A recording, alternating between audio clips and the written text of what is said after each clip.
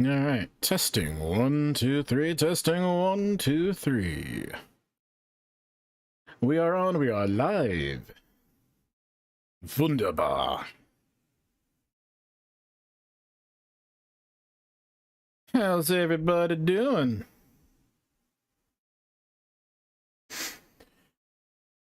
Excuse me. Let's see, we moved some stuff around, so I gotta click around here. How you doing, everybody? We hope you and yours are doing well.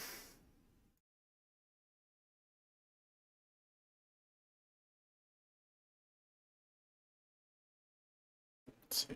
Here we go. As always, if you are new to the channel, please click like, subscribe, all those good things. Ring the little bell, follow along. Looks like we got a couple of new followers. Looks like Entombed Gaming. Welcome to the channel. Kakoru, welcome to the channel. Kaokuru, my apologies. And there's a fun one, Hank Kill. Welcome. Welcome to the channel. We appreciate it. Zux303, welcome to the channel. Thank you for following. Again, if you like what we're doing here, please feel free to link this to your friends. We try to stream Monday, Wednesday, Friday. Things haven't been going too well lately due to previous commitments and, well, some family-related stuff. But we're back. We're going to talk about the sky. That's actually what we're looking at right now. This is our virtual planetarium. If you're new to the channel, we use this virtual software right here. This is called Stellarium. It is free to download. It is a virtual planetarium. I got rid of the cityscape just to give us this nice green. It's as if we're on a nice green pasture looking outside, but it's set to the sky right now from my observing point here in the beautiful state of New Mexico. This is Rio Rancho. And we're looking at the sky right now, the way it is outside. We'll get to this in just a little bit. We normally start out looking at kind of the news of the day. Normally on Fridays we talk in depth about news, but we always kind of look at... That's the wrong thing. There we go. We always kind of look at what's going on. Not sure why it's like that. Yes, good.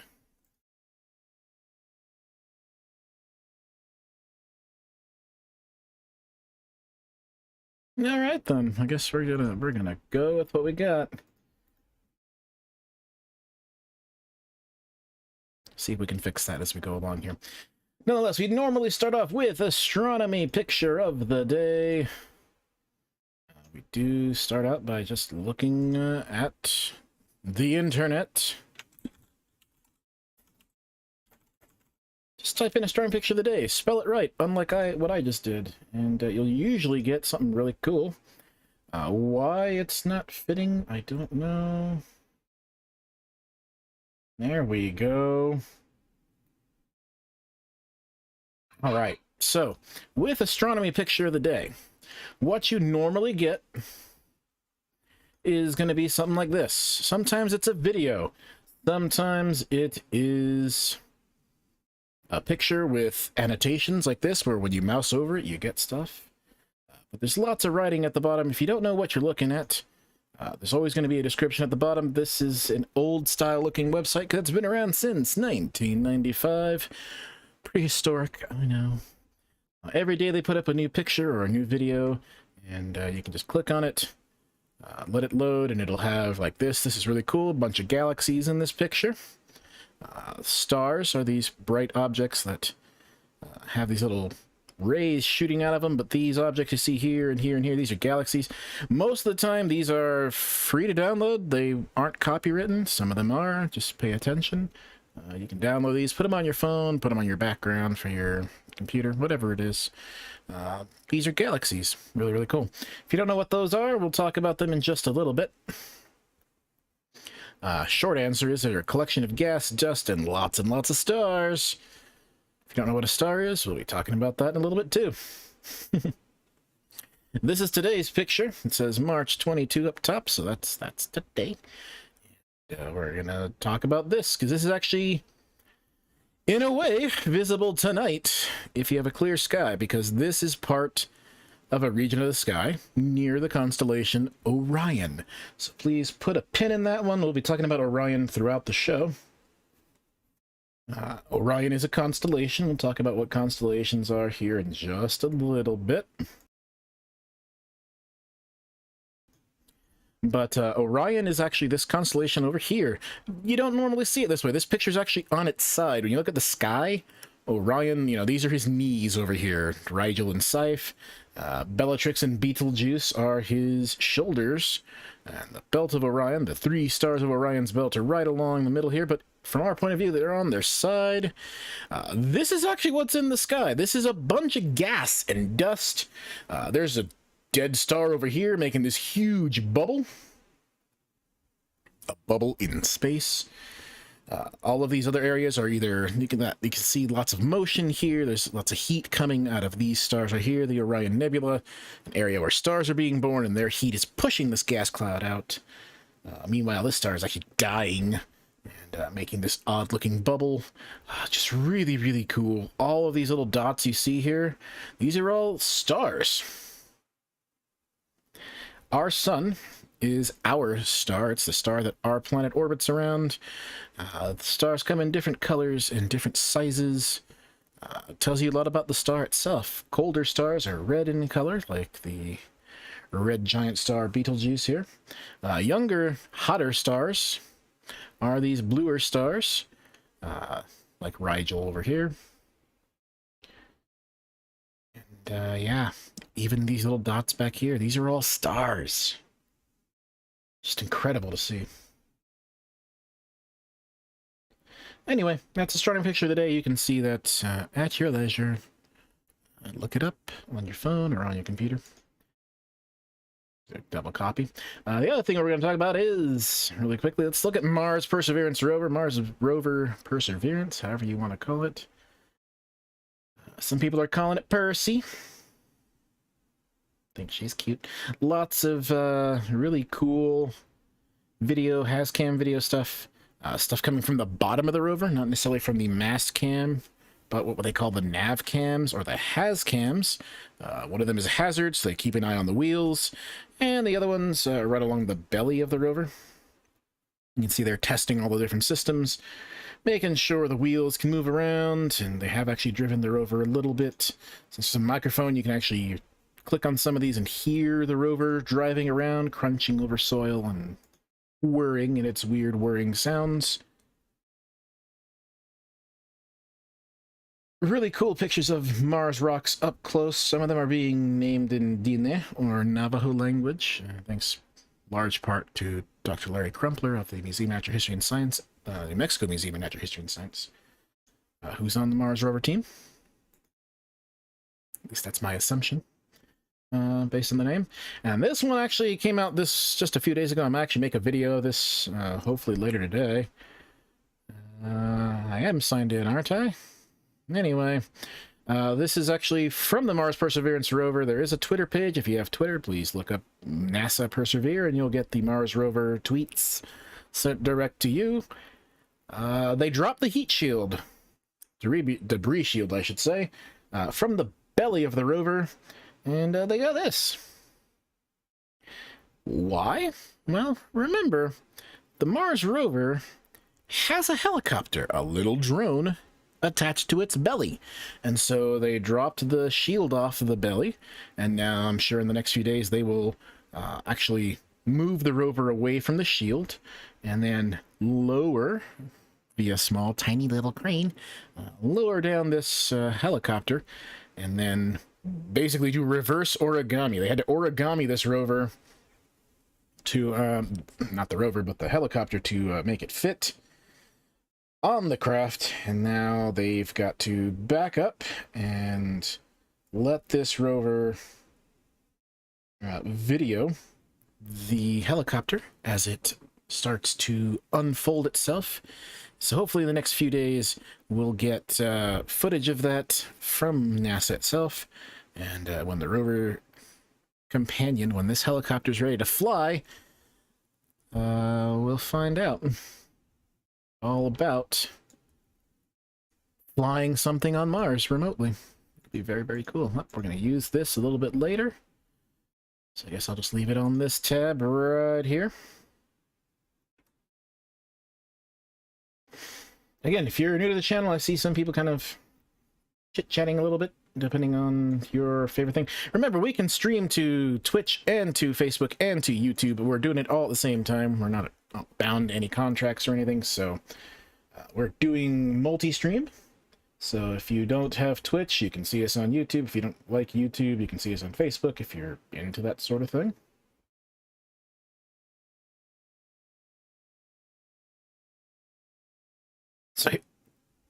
So here we are. Excuse me. Please grab a snack.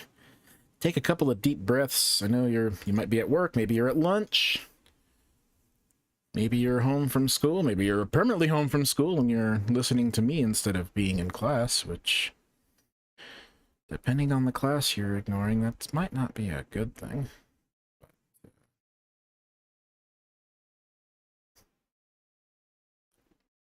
You know.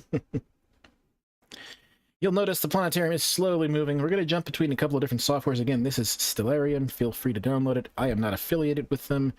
I just like using Stellarium because it's open source, so it doesn't cost anything, and it's got a lot of people developing different modules for it to help improve it, and it's a good, basic starter program kind of. It's pretty powerful for what it is, but it's also good for the amateur if you've never used this kind of stuff before. Now, the sky is blue when you go outside during a nice clear day, assuming you're not in a very polluted city. At you, Beijing, and actually used to be a lot of major cities in the United States that were heavily polluted, so the sky was a different color. But during the morning and the evening, right when the sun is rising and when the sun is setting, a different set of wavelengths make it through the atmosphere. The blue light scatters around during the majority of the day, but the longer wavelength light... What do I mean by that? Think about the rainbow. When you see a rainbow in the sky, that's light diffracting through the water vapor that's in the atmosphere. And so you get red, orange, yellow, green, blue, indigo, and violet. Roy G. Biv. And that also corresponds to the wavelengths. The redder wavelengths are longer, the bluer and more violet wavelengths are shorter. Well, during morning and evening, sunrise and sunset, the brighter reds and oranges make the longer reds and oranges make their way through the atmosphere, and so you get that beautiful sunset color. Now, interestingly enough, on the planet Mars, this is reversed. On Mars, the sky is red throughout the day, and during sunrise and sunset, it diffracts off differently, and we actually get a blue sunrise and sunset on Mars.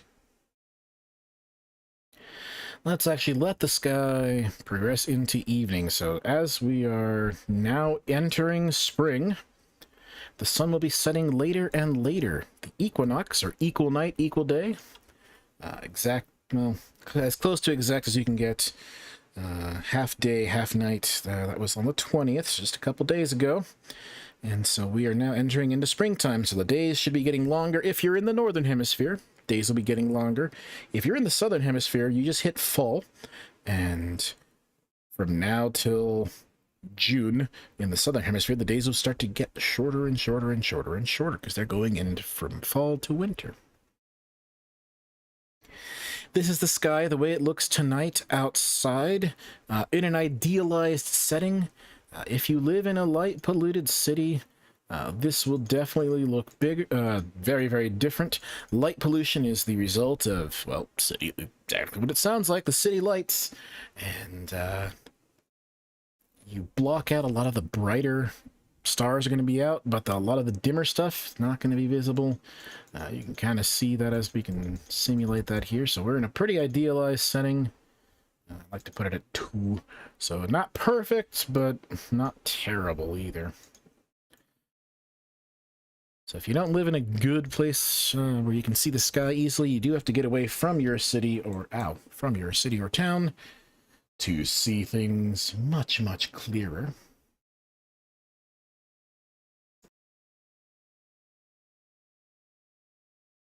Now, periodically, again, if you're new to the channel, like, subscribe, ring the bell.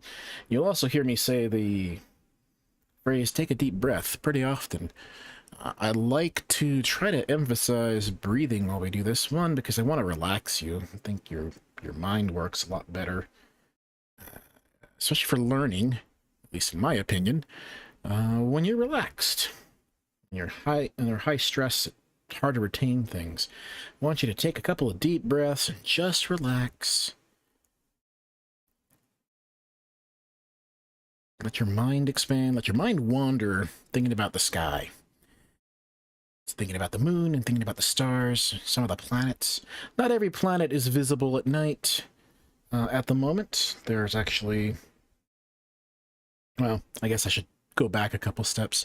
If you really think about it, astronomy... This is totally unscripted, by the way. I kind of have some notes that I have for general shows, and I try to stick to them as best I can. Good 45 minutes to an hour, sometimes a lot longer, depending on how chat goes. But that's the key. If you are in chat on Facebook or Twitch or on YouTube, feel free to post questions in chat or ask for clarifications. The idea for this is to kind of be like a classroom and like a planetarium. I've done both of those throughout my life. And in a planetarium setting, you really can't take a lot of questions because you can't see anybody's hands because you're in a planetarium. It's dark in there. Here, we're in a virtual classroom, we're in a virtual planetarium, so just type a question out, and if I can answer it properly at that moment, I will, or I'll wait a couple minutes and get to it as we go along. Feel free to interrupt me. There's no problem with that.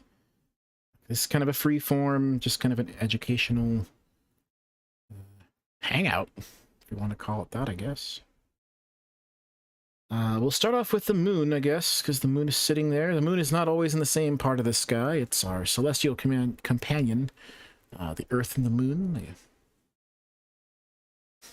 The moon is considered a deity in many ancient cultures. Now, that's actually where I was going with all this before I interrupted myself. Astronomy is one of the oldest, if not the oldest, sciences. It wasn't always a science, pure science. Long ago, astrology, which is, what's your sign, baby? Trying to, be a fortune teller or, use divination by looking at the sky. That's astrology. Astronomy is actually studying the motion of the objects and why things are moving the way they are, and everything from our point of view here on the Earth. Two separate things. Long ago, they looked at the sky and they saw objects that would change over time, over the seasons. The fixed objects, which were called asterisks by the Greeks. They likely had different names for the Babylonians and previous cultures, Egyptians and things like that. But the Greeks called them asterisks, which means star. And there were objects that were called asteris planetis, which means wandering stars. There were 7 of them. They considered the sun and the moon wandering stars. Are they actually stars? No. The sun is, the moon is not. But they were wandering. That was the point. These objects you see, these shapes you see, are the constellations. These are fixed stars. They do not move from our point of view. These shapes are constant. They had different deities and critters. People in the sky. You had bears. You had lions. Humans, half-humans, hybrids, lots of strange mythological creatures in the sky. But these were always the same in the sense of these shapes don't change. Maybe their positions change in the sense of as the seasons change, these constellations either rise or set, they're in the sky or they're not in the sky. But they were always the same shapes. We'll talk about some of them in a little bit. But the asteris planetes, they wandered around. Those 7 objects were the sun and the moon, what we today call Mercury, Venus, Mars, Jupiter, and Saturn. So those are considered the 7 quote-unquote classical planets. Why does this matter? Well, There's 7 days of the week, right? Each day of the week is named after one of these 7 classical objects. So you got the sun, Sunday, the moon, Monday. Languages are weird. Bear with me. Tuesday is Mars, Wednesday is Mercury, Thursday is Jupiter, Friday is Venus, Saturn is for Saturday. Those are the 7 classical planets, 7 days of the week. There's also a group of 12 constellations that are called the Zodiac constellations, and we'll look at some of them because there's always zodiac constellations in the sky. They actually track the positions of the sun and the moon through. You can actually track the positions of the sun, the moon, and all the planets through that band in the sky. 12 constellations, 12 months of the year. Funny how those all combine together. Now, the moon is our natural satellite. Orbits around our planet Earth, and tonight's going to be looking something like this.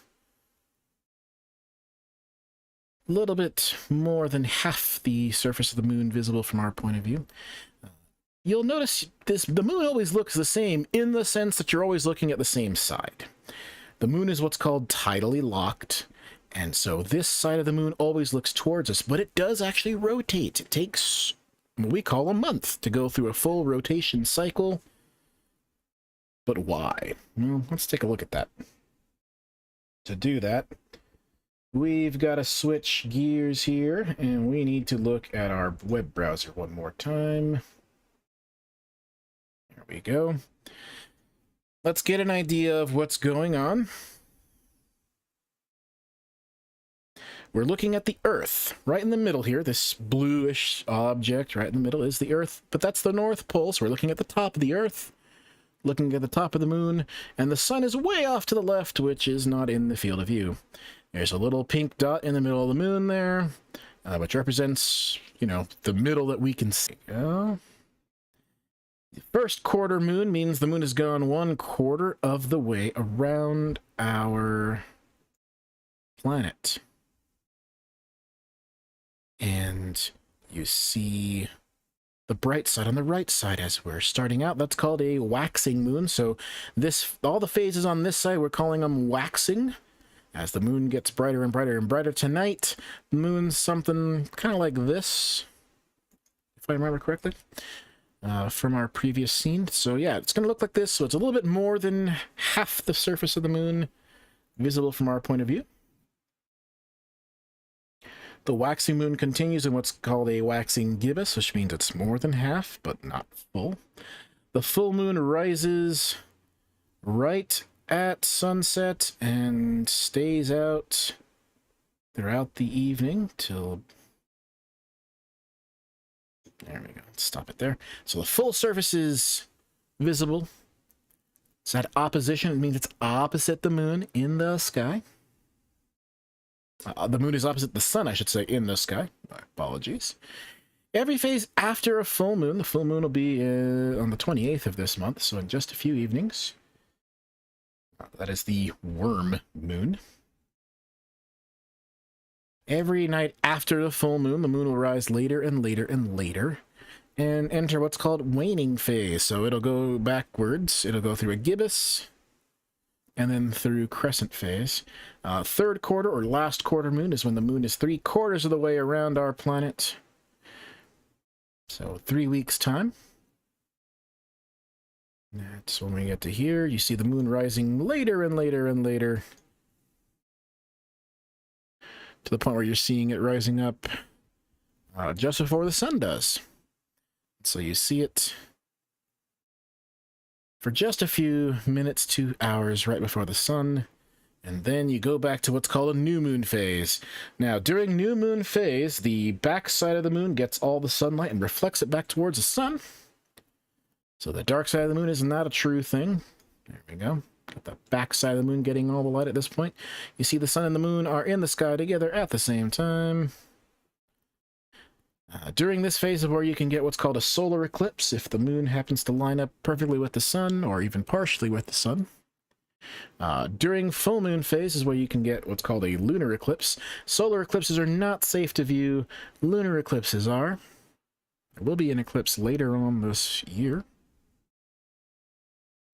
Be making a video on that a little bit later.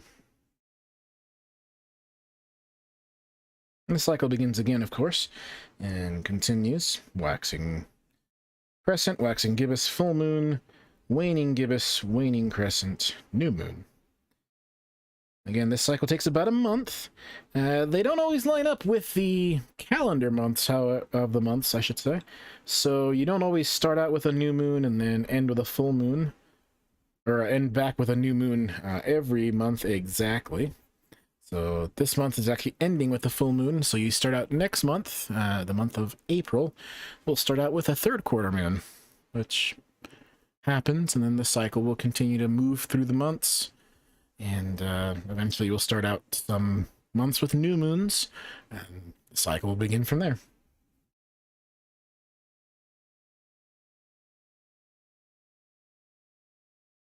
So that's all fine and dandy, but let's take a look. Can we stop this? There we go. Let's take a look at the moon in a more three-dimensional way. Let's switch to this. This is called Sandbox Universe, or is it Universe Sandbox? I always forget. Universe Sandbox. I have it labeled wrong. I have to fix it. It has lots of really cool simulations already built into it. You can find this over on Steam.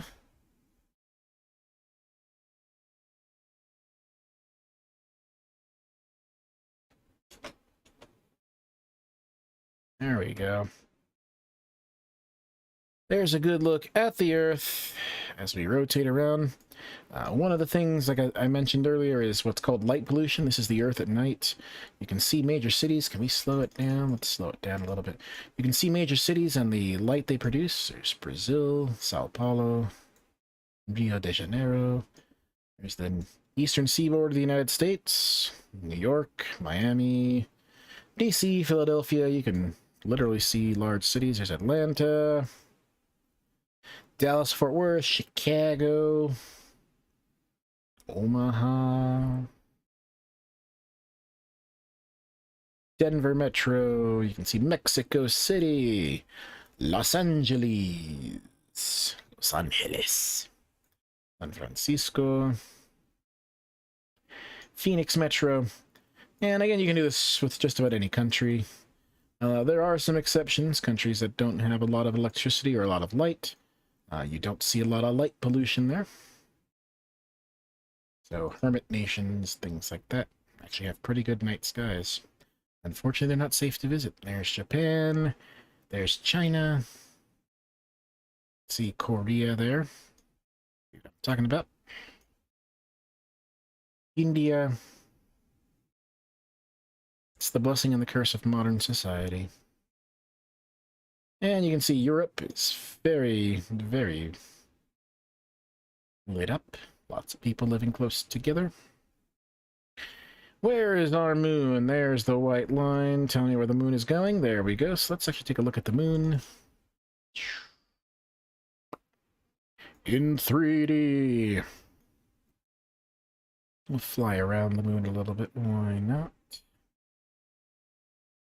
The lunar surface is heavily cratered, lots of asteroid impacts on its surface. There is no atmosphere to speak of, so you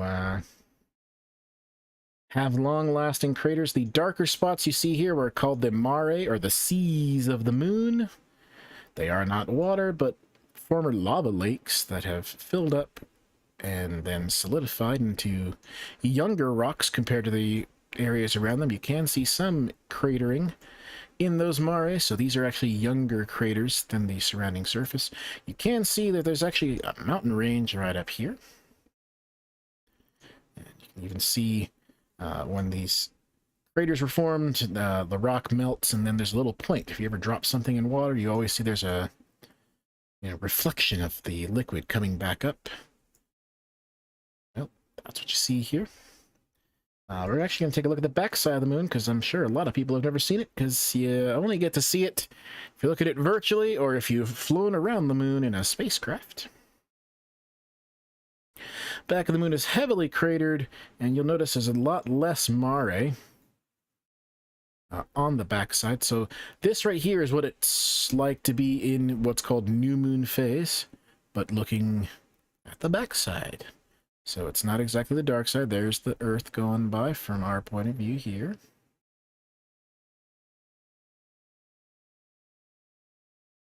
All right.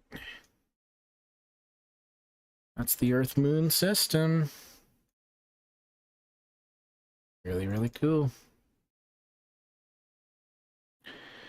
Let's slow that down again. Let's get back to our planetarium. We'll look around a little bit and then come back to this in just a second.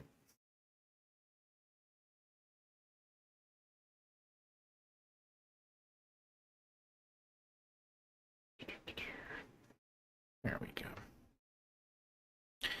All right, so here we are looking at the night sky tonight. Again, the planets, the sun and the moon seem to travel this little arc in the sky. The only planet visible without a telescope tonight is the planet Mars. To find it, we need to find the constellation Orion and look around. So we're going to talk about some constellations real fast, some visual astronomy. And then we'll switch back and talk about why the planets are on this nice flat plane, why the sun appears to travel the same area of the sky. Just a second. So again, these are constellations. These are groupings of stars that are fixed from our point of view. They've been named.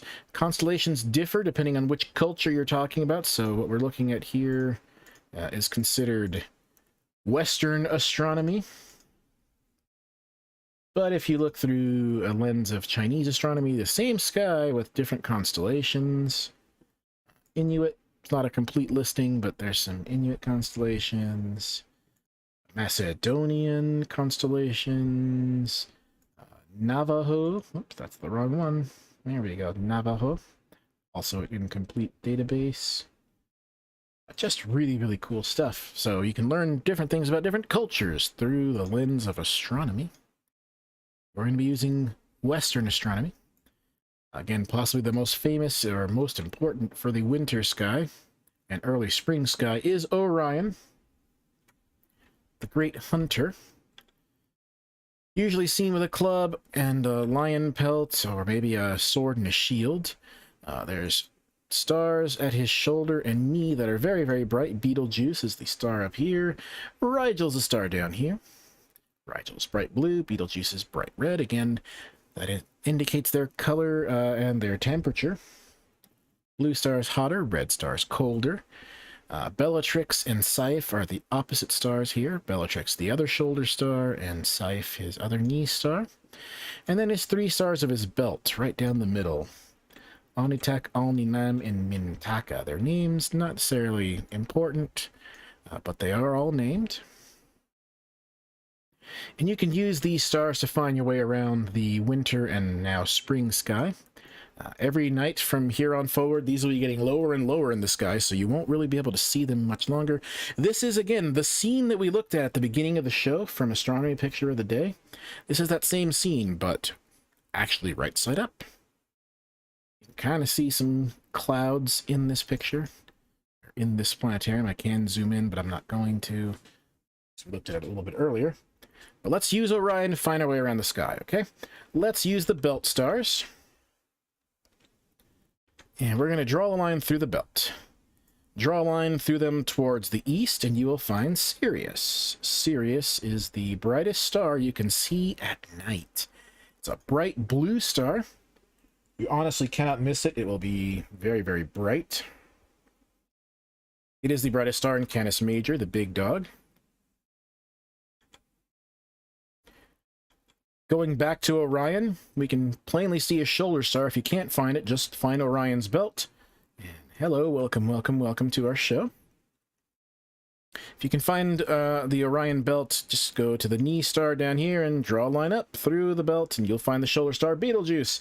Betelgeuse and Sirius are part of what was called the Winter Triangle. It's not winter anymore, so the triangle will be getting lower and lower in the sky.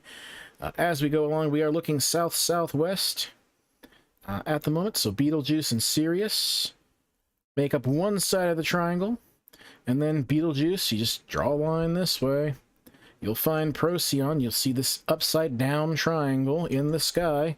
These stars are very bright, but they won't be with us for much longer. They are going to be setting in just a few weeks, so make sure you go out there and take a look at it. Again, we did look at this area in a very different light. This is what it looks like from our point of view here, just walking outside and looking up. But again, if you look at that picture, where is that picture? This is the exact same portion of the sky. Doesn't fit in the screen, does it? This is the same portion of the sky through long exposure. There's Orion right up top, once again. Rigel, the knee star, Betelgeuse, the shoulder star, the 3 belt stars of Orion right over here. And you see there's a huge amount of cloud material out there, and you don't actually see that when you go outside because our eyes really can't see those frequencies. Plus the picture that I just showed you, that's you know, long exposures all stacked together to bring out all the clouds that are here. Now, again, the winter triangle getting lower and lower as we go along. By the way, Procyon is the brightest star in Canis Minor. That's the little dog, which is basically a dachshund or a hot dog in the sky. So we're doing a little bit of visual astronomy. We're finding constellations, and we're talking about whatever else is around. Go back to Orion. Again, 3 stars in the belt. Shoulder star, Betelgeuse. Rigel is the knee star. Draw a line from Betelgeuse straight down through the leftmost star of the belt, and you will find a very interesting constellation because it's really small. It looks kind of like this, and honestly, it's really hard to see if you're in a big city. You do have to get away from the city lights. This is considered to be a rabbit. You got 2 little bunny ears up front. This is Lepus the hare. Again, some of these constellations are really hard to see. Monoceros, the unicorn-looking constellation over here, really got to be out in the middle of nowhere to see a lot of these very faint stars between Procyon and Sirius. But they are there. Going back to Orion, we're going to find, let's see, so we found 1, 2, 3 constellations so far. Going back to Orion, draw a line from Rigel, his knee star, up through Betelgeuse and keep going. The moon happens to be there tonight, but you never want to use the moon as a marker because we'll look at it as an example. This is tonight. This is tomorrow night. This is the night after. Is the moon still there? Nah, it doesn't really help anymore, does it? We're going to go back in time. We can't do that in reality, but we can do it in this virtual planetarium. Don't use the moon as a marker. It happens to be there tonight, sitting in a constellation called Gemini, the twins.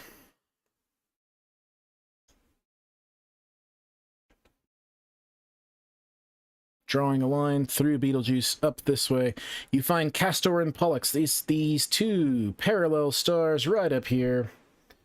They are about the same brightness, hence twins in the sky. The moon will be sitting again in Gemini tonight.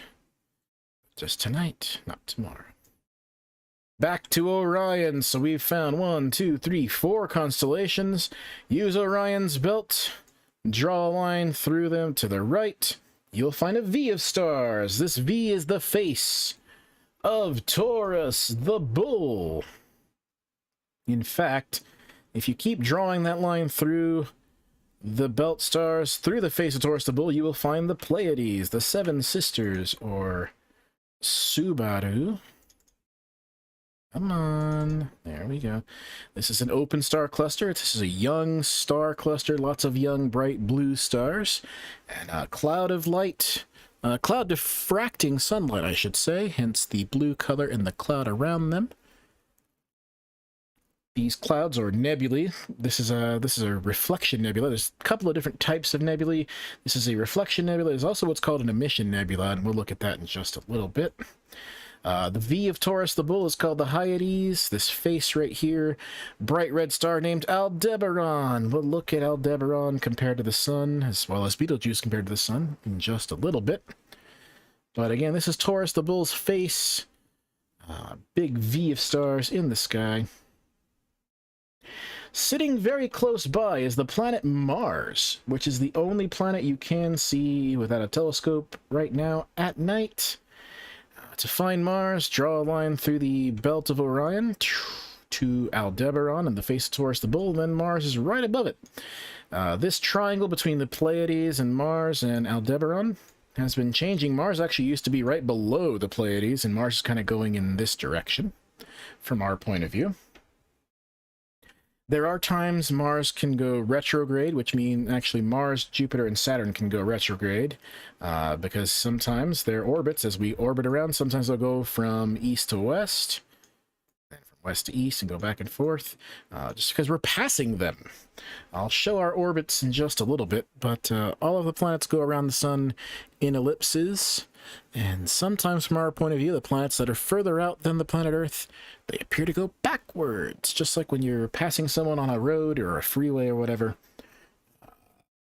The planets appear to go backwards in the sky. So we've found 1, 2, 3, 4, 5 constellations so far using Orion. Is that right? 1, 2, 3, 4, 5. Yep. Let's add one more. We're going to use the not bright stars of Orion. Instead of Rigel, we're going to start with Saiph. Go through Bellatrix and keep going. We're going to draw a line through Orion this way. We're going to find a fairly bright yellowish colored star named Capella. Capella is in Auriga. Looks kind of like a home plate with an extra little thing. So imagine a home plate from baseball right here. And then you add an extra little side to it, so it's actually a 6-sided figure. The reason I say it that way is the home plate is a lot easier to find in the sky. That's Auriga the charioteer, and Capella is the bright star, usually represented by a goat. Don't ask me why. There's lots of different stories behind this. This is the artwork they're using in this planetarium. But again, you see kind of a home plate shape, and then you'll notice there's a couple of extra stars just nearby. Capella's very bright, and that's why I want to talk about it. Hello, welcome to the stream. I don't have chat on screen, but there are some people chatting. We do appreciate you showing up. It's good to see you. Thank you for showing up. And at least hanging out with me for a little bit. We're just talking stars and constellations and planets. And now we're actually going to switch gears and talk about the solar system itself. We said Mars is the only planet visible tonight. That's not always the case. A few months ago, we had Mercury and Venus and Mars, Jupiter, Saturn all kind of visible throughout the evening, and then things have changed. But the question is why? Well, let's take a look. To see why, we need to switch to this software once again. This is Sandbox Universe. Universe Sandbox. I keep saying that wrong. Let's load up our solar system.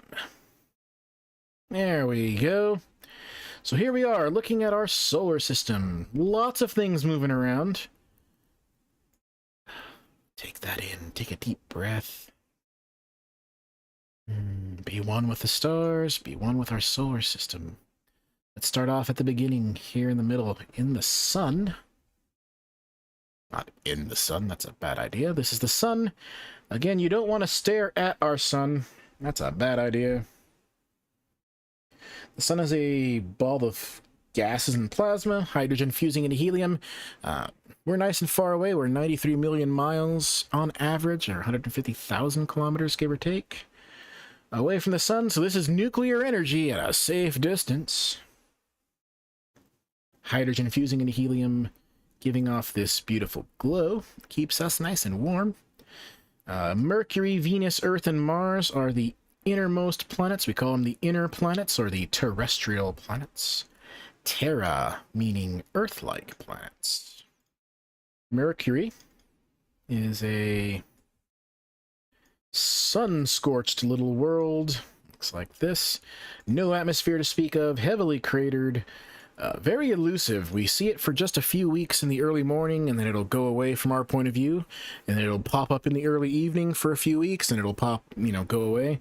Hence why it was named after the speedy messenger gods, Hermes in Greek, Mercury in Roman. Next up is Venus, the Earth's evil twin. It's about the size of our planet Earth. Has a very thick carbon dioxide atmosphere. Was in the news a few months ago because there were Signs of possible microbial life in the upper atmosphere, which is very strange because it's mostly carbon dioxide atmosphere and super, super hot compared to the planet Earth due to the carbon dioxide retaining sunlight and retaining heat, I should say. But still inconclusive. May have been an error in the data.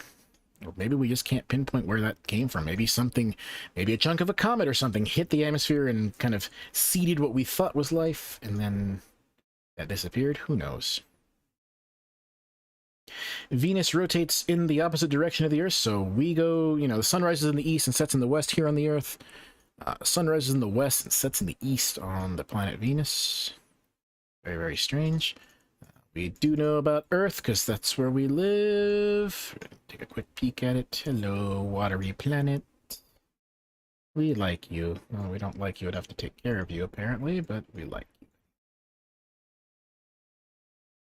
Mars, the planet that is out tonight, looks something like this.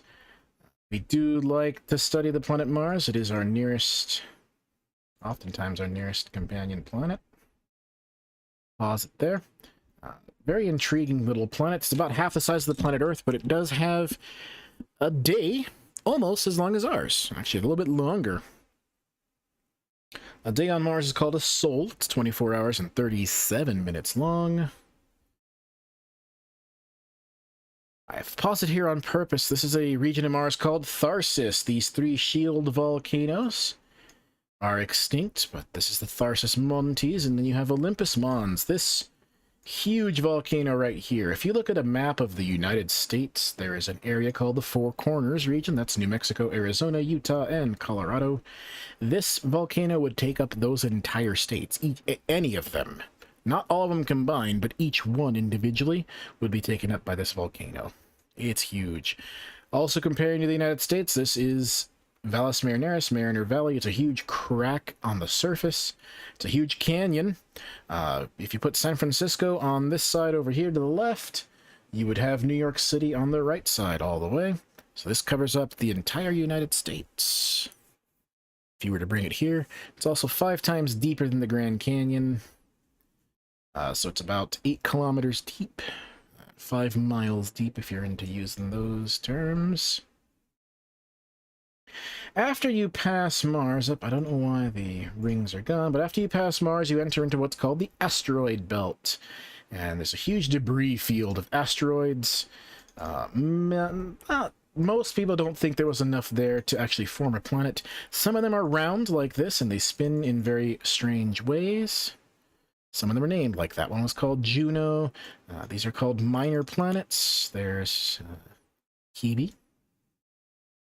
Again, little tiny round objects floating around in space. Not all asteroids are jagged. Some of them are, some of them are not. Most of the ones that are named are actually planetoids, little round ones. You have things like this, which are probably made out of not just stone, but made out of iron. Very interesting. Once you pass the asteroid belt, you enter into the realm of the giants. So I'm talking Jupiter, Saturn, Uranus, and Neptune, the gas giant, also called Jovian planets. Jove meaning Jupiter-like. Jupiter is the king of the planets, the king of the gods in Roman mythology. It rotates very fast, 8 hours and 13 minutes or so at the equator. See if we can slow it down. For some reason, this software does not have very good gas giants. The planets look kind of strange. Saturn doesn't even have rings on it for some reason. Here we have Jupiter and the Great Red Spot. That is a hurricane-like storm. It's been raging for at least 400 years since it was discovered by Galileo Galilei in 1610.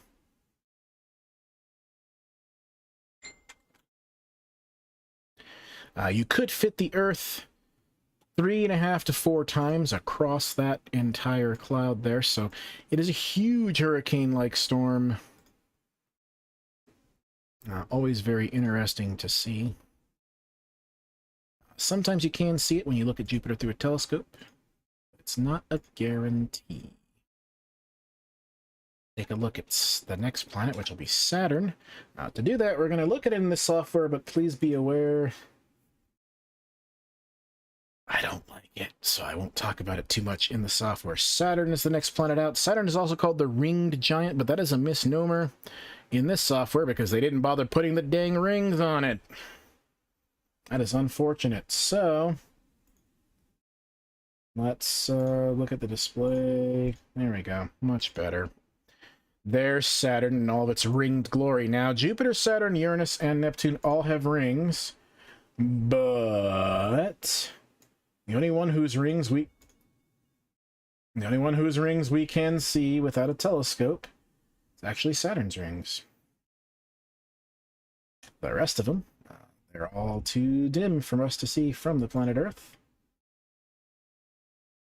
But this is Saturn. You do have the ring system here. This dark ring here is actually what's called the Cassini division. It's not necessarily empty, but very, very thin. There's also what's called the Encke gap out here. There's actually little moons orbiting within the ring system. We call them the shepherd moons. They shepherd or help guide the rest of these ring particles. The rings are not solid. They're just little chunks. Imagine an asteroid belt, but just for the planet. That's basically what's going on here. Jupiter has 4 large moons you can see without a telescope around it. Io, Europa, Ganymede, and Callisto. When you look at Saturn, you see one really large moon. This is Titan, that's down here, which has an atmosphere. And that's really about it. There's a huge number of moons around Saturn, but they're not as bright as the Jovian moons around Jupiter. The Galilean moons, I should say. Let's get back to the other software.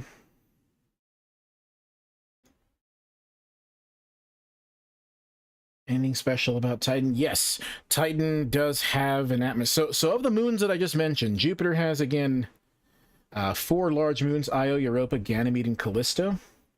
Well, Io is a volcanic moon. Europa is an ice moon that has a crust of ice and likely a liquid water ocean. Ganymede and Callisto are also icy. We're not really sure if there's oceans of water under their surfaces, but that is actually under investigation. With Saturn, Titan has an atmosphere of methane, which is what we call natural gas here on the Earth. Also rains liquid methane. It's a very strange little world. It's a good question.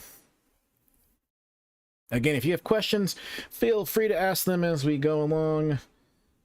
Do not mind stopping and trying to address them as we go along.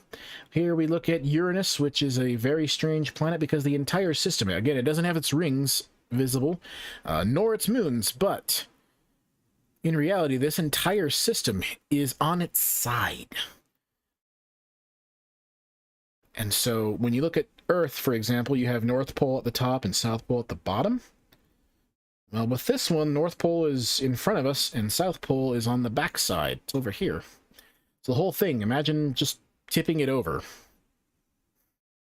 Tip over a water bottle, tip over whatever, and you'll see that the top of it goes off to the side. That's what happened with Uranus, and that includes the moons. Everything orbits around its equator. It's just all tipped over. No one is sure why. That's one of the mysteries that we're still trying to solve, and that's the cool thing about astronomy. There are times where we just don't know. We gotta keep studying to see what in the world's going on. Finally, we have Neptune, which is the outermost gas giant. It is a blue world named after the sea god Neptune, or Poseidon. It seems to have a lot of activity in its upper atmosphere, and it's likely some sort of internal heating mechanism. Maybe it's shrinking. We're not really sure. But there's cloud activity in the upper atmosphere of Neptune. Now, as we look at the solar system from the side, you'll notice that all the planets appear to be on a nice flat plane. That's the plane of the ecliptic. That is the zodiac, hence why we can track the sun and the moon and the planets through a supposed line through the sky of constellations. These outer swirls you see here are what are called trans-Neptunian objects. You have Sedna, you have Quaoar. Probably the most famous is Pluto, because Pluto used to be a planet, but it is now demoted into what's called a dwarf planet. Out here you have lots of frozen objects that are very, very small. Again, maybe about the size of the United States, give or take. or even individual states. As you go out further and further, you end up in what's called the Oort cloud, not visible in this simulation. But that's the realm of the comets. They come from way out here and get really close to the sun. They heat up, they get a tail, and if they're lucky, they go around the sun and then come back out. If they're unlucky, their trajectory takes them into the sun and they burn up, and we never hear from them again because the comet itself is destroyed. Let's go back to the other software. There we go. So that's this plane of the ecliptic right there. The zodiac constellations exist on that line. Let's rotate. Oh, let's talk about one more thing. Leo the Lion is one more of these zodiac constellations. Pretty easy to find in the sky. This kind of looks like a sphinx. If you know anything about Egyptian or ancient Egypt, you know there's a sphinx in the Giza Plateau near the three great pyramids of Giza. To find Leo the Lion, look for a backwards question mark in the sky with a triangle behind it. The bright star at the bottom of the triangle, of the question mark, I should say, is a star named Regulus. It is a bright blue star. The reason I'm mentioning that, again, we're going to look at stars in just a little bit in a different software. Stars and their colors.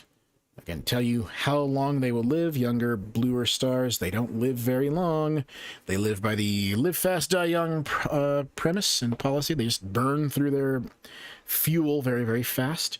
Red stars tend to be small and live a very long time, with the exception of what are called red giant stars.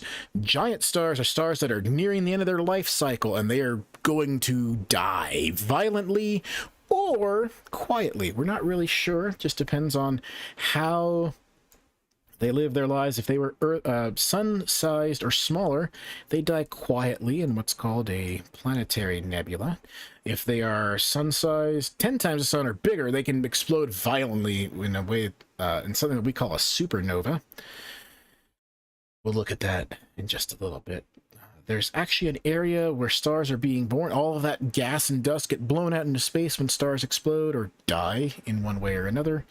And then over time, again, just like that cloud that we saw around Orion, they begin to form new stars. If you look back at Orion's belt, just below the belt, there is an area called the Orion Nebula, below the center star of the belt. If you look at it through a telescope, you'll see a little fuzzball that looks something like this. This is an area where stars are actually being born. Their heat is blowing the cloud apart, and so we see kind of like a cocoon or like an opening clamshell here. But this is all made of gas, and stars are being born right in the middle of it. Area, usually see four really bright stars. We call them a trapezium because they're in a trapezoidal shape. Let's rotate around. Again, the sun rises in the east and sets in the west. We've been looking southward this entire time. We're now going to look northward. As we look around, we will be able to see some various constellations.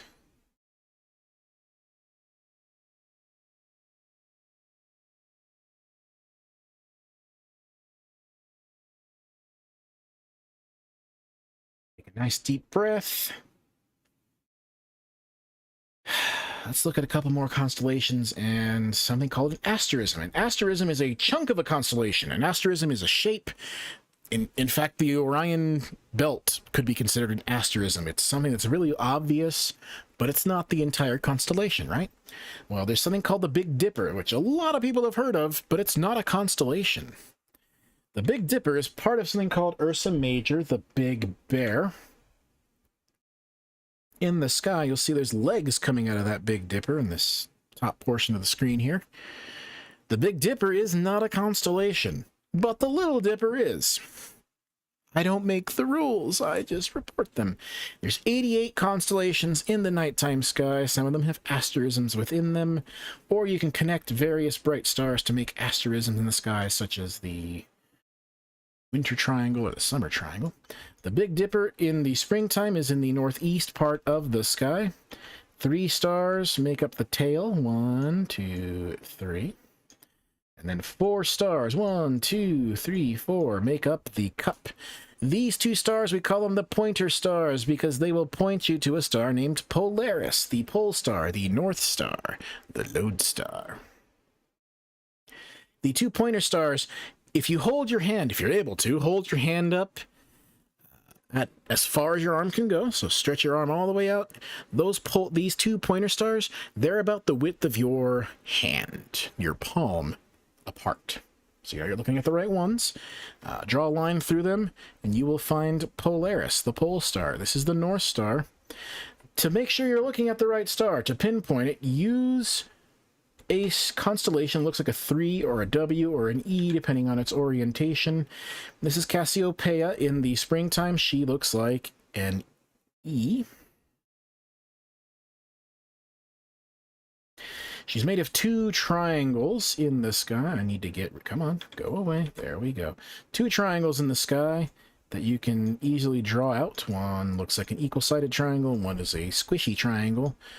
Either one, draw a line through the middle of them towards the Big Dipper, and you will be able to find the constellation Ursa Minor. And the tail of the Ursa Minor, the little bear, is the North Star.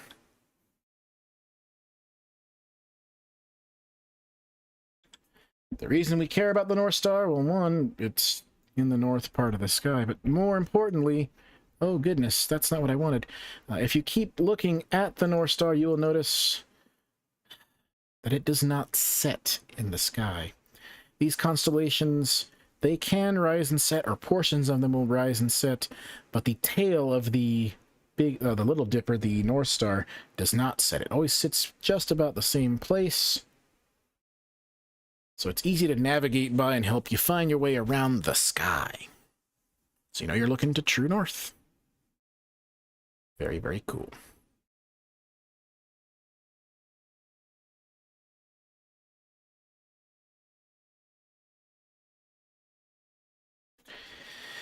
Let's switch gears now, and we'll talk about stars themselves, stellar life, stellar death, as we approach the end of our show. Let's come back. Ugh.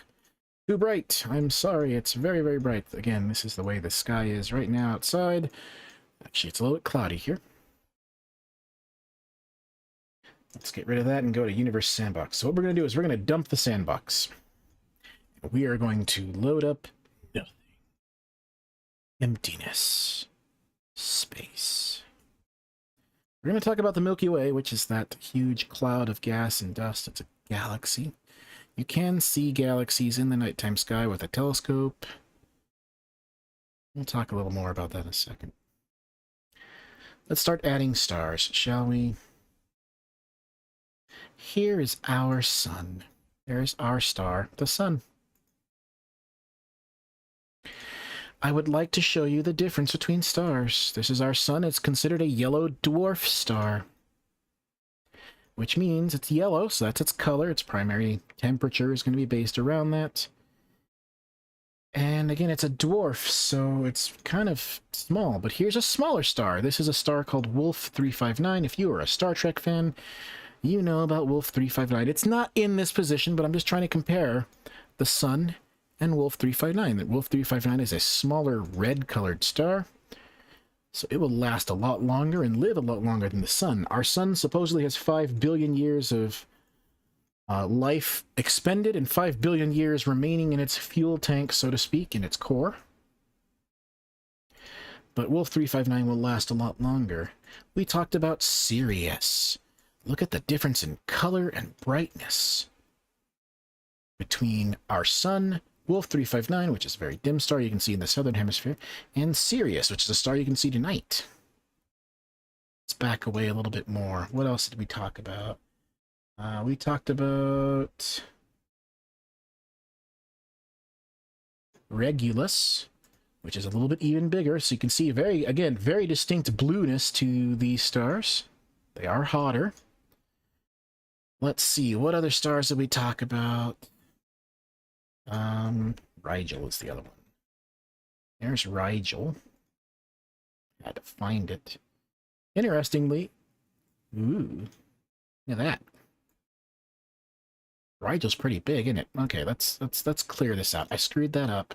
You didn't see that. Let's start again. Do it again. The sun. Okay. Wolf 359. Okay. Sirius. Okay. Hi, buddy. My dog is named Sirius. And one of the stars of the Pleiades is Alcyone, and that's the name of our cat as well. Regulus, we had that one out there.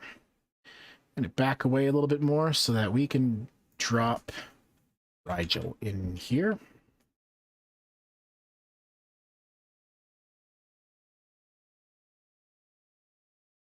Okay. So you can see the sun, yellow, Wolf 359, red, and then you got these blue stars. These are stars that are much, much hotter than the sun. And you can see there are different sizes. Oh god, that's not what I wanted. Another star, please. Let's try Spica. That's a summer star we'll be talking about. You can see there are, again, lots of bright blue stars. But I want to add some red stars. So let's add in a red giant. Let's look at Antares, the heart of the Scorpion. My goodness. Look at the difference between the sun, way in here, there's the sun, compared to a red giant star.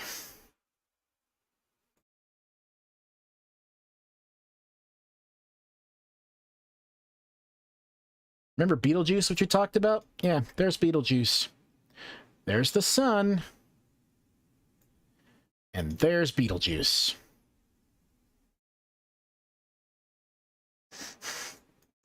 Remember I said stars can puff up and become red giants?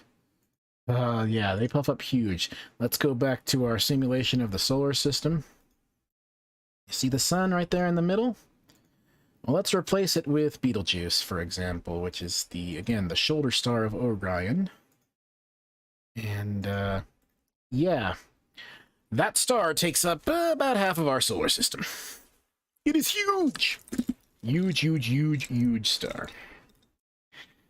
So stars of various colors, various sizes, they exist all around in a grouping that we call the galaxies. We talked about gas clouds and all of these different planets and things of that nature. Well, you see in the background, there's blue stars out here, there's more reddish colored stars towards the middle, and then there's this big blob in the middle. That's the core of what we call the Milky Way galaxy. That is our galaxy. That is our home galaxy. We believe it looks something like this. Now, this is what's called a spiral galaxy. Galaxies come in various shapes. Some of them look like footballs, what are called elliptical galaxies, and then there's stuff like this, which are called spiral galaxies, and then there's subsets too, but we're not going to go into that. What is the definition of a... Hey, thank you for joining us. And again, if you have questions, just stop me whenever you want. And it looks like we actually have a question. What is a galaxy? So, you can define it as, well, again, spiral or elliptical. Those are what they are shaped as.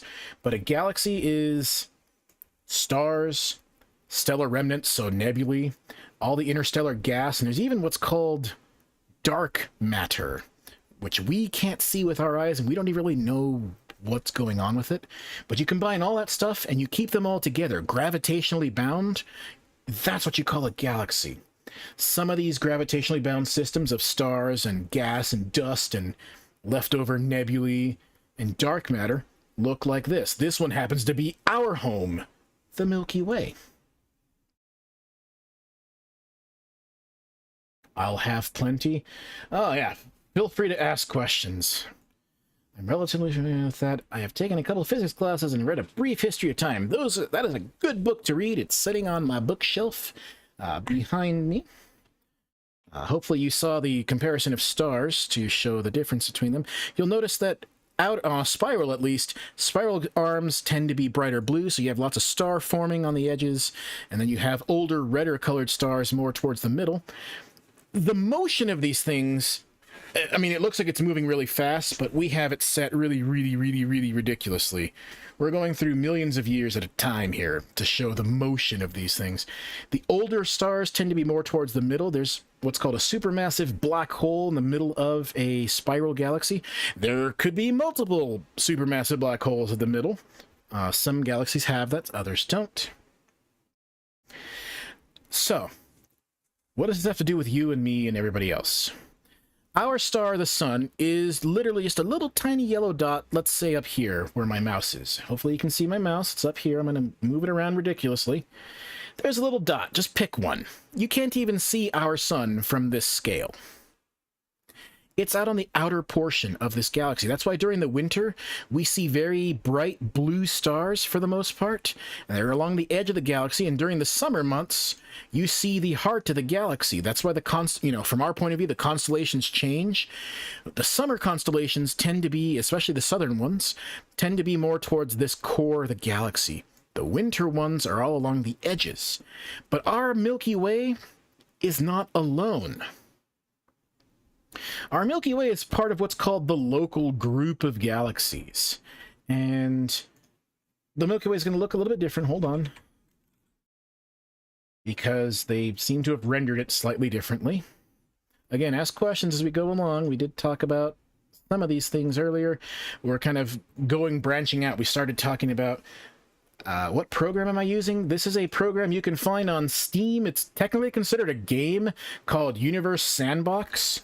I actually learned about it a couple of years ago. A friend of mine was like, hey, you should look at this video that Markiplier did. And Markiplier was playing with this software and just kind of like putting planets around and like crashing them together. And I went, huh. That's kind of cool. You can make a blank canvas and just start crashing stuff together. Or you can try to make your own solar system and try to put things into orbit. Oh yeah, he was having a blast. We'll look at some of the stuff he was doing. Like I'll crash some stars and stuff in a little bit. But it turns out there's actually some cool scientific stuff hidden in it too. And so that was like, hey, I could buy this on Steam fairly cheaply and use it for science. I'll take that as a win. So this one, again, you do have to pay for. This is Universe Sandbox.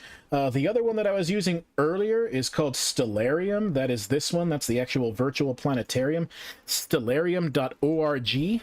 And it's a free download for Mac or Windows, and actually for Linux as well. And it's a full planetarium. You can change the dates and all that kind of stuff.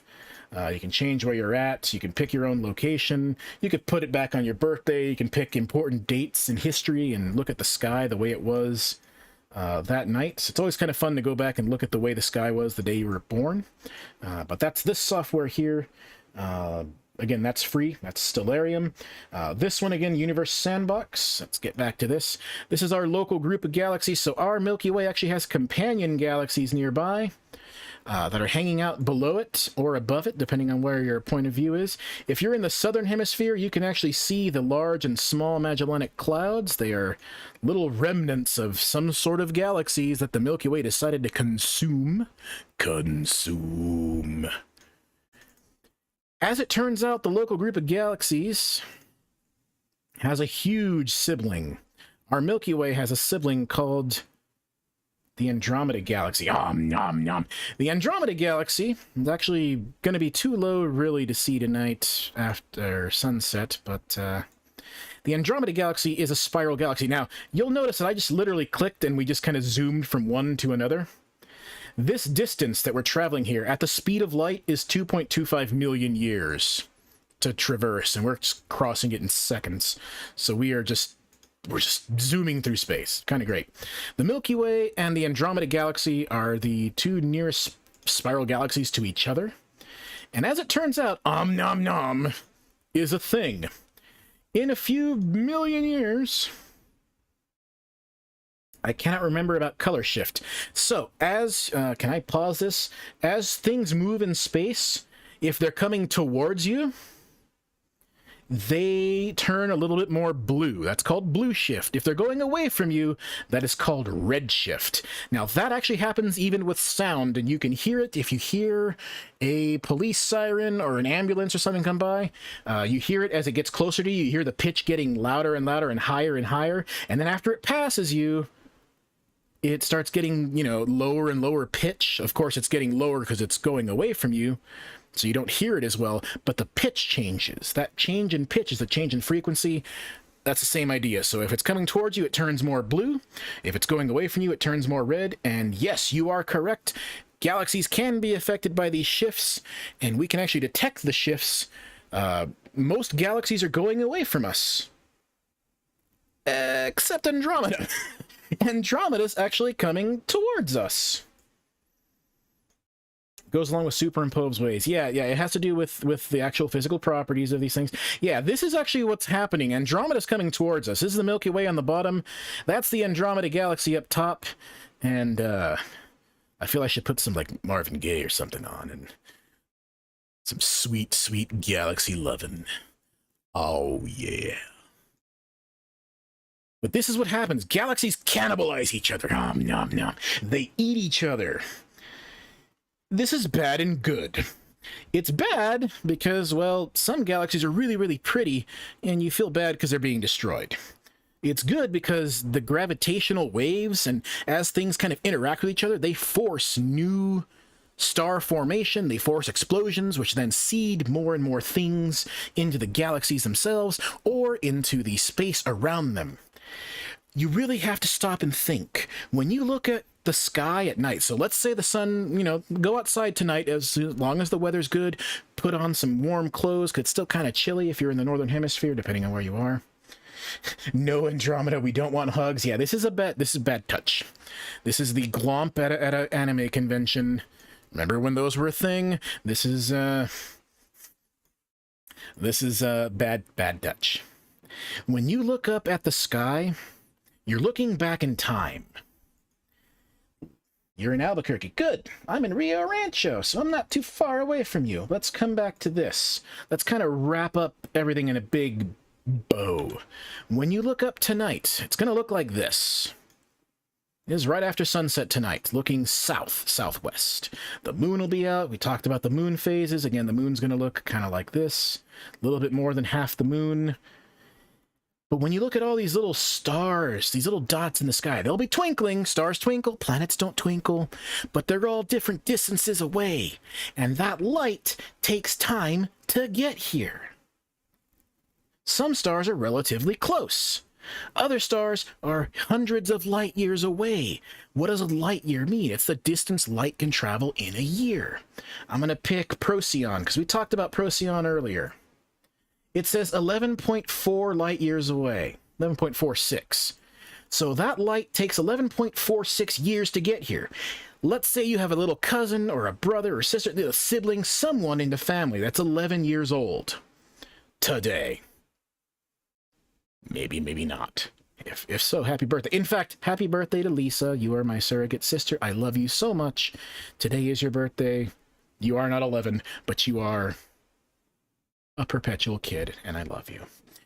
Nonetheless, if you are turning 11 today and you look at Procyon tonight, you see the light of Procyon the way it was the day you were born. And you can do this with any star, as long as you know how far away it is. There's lots of different catalogs, and we determine the distance to stars in different ways. But I want you to think big picture.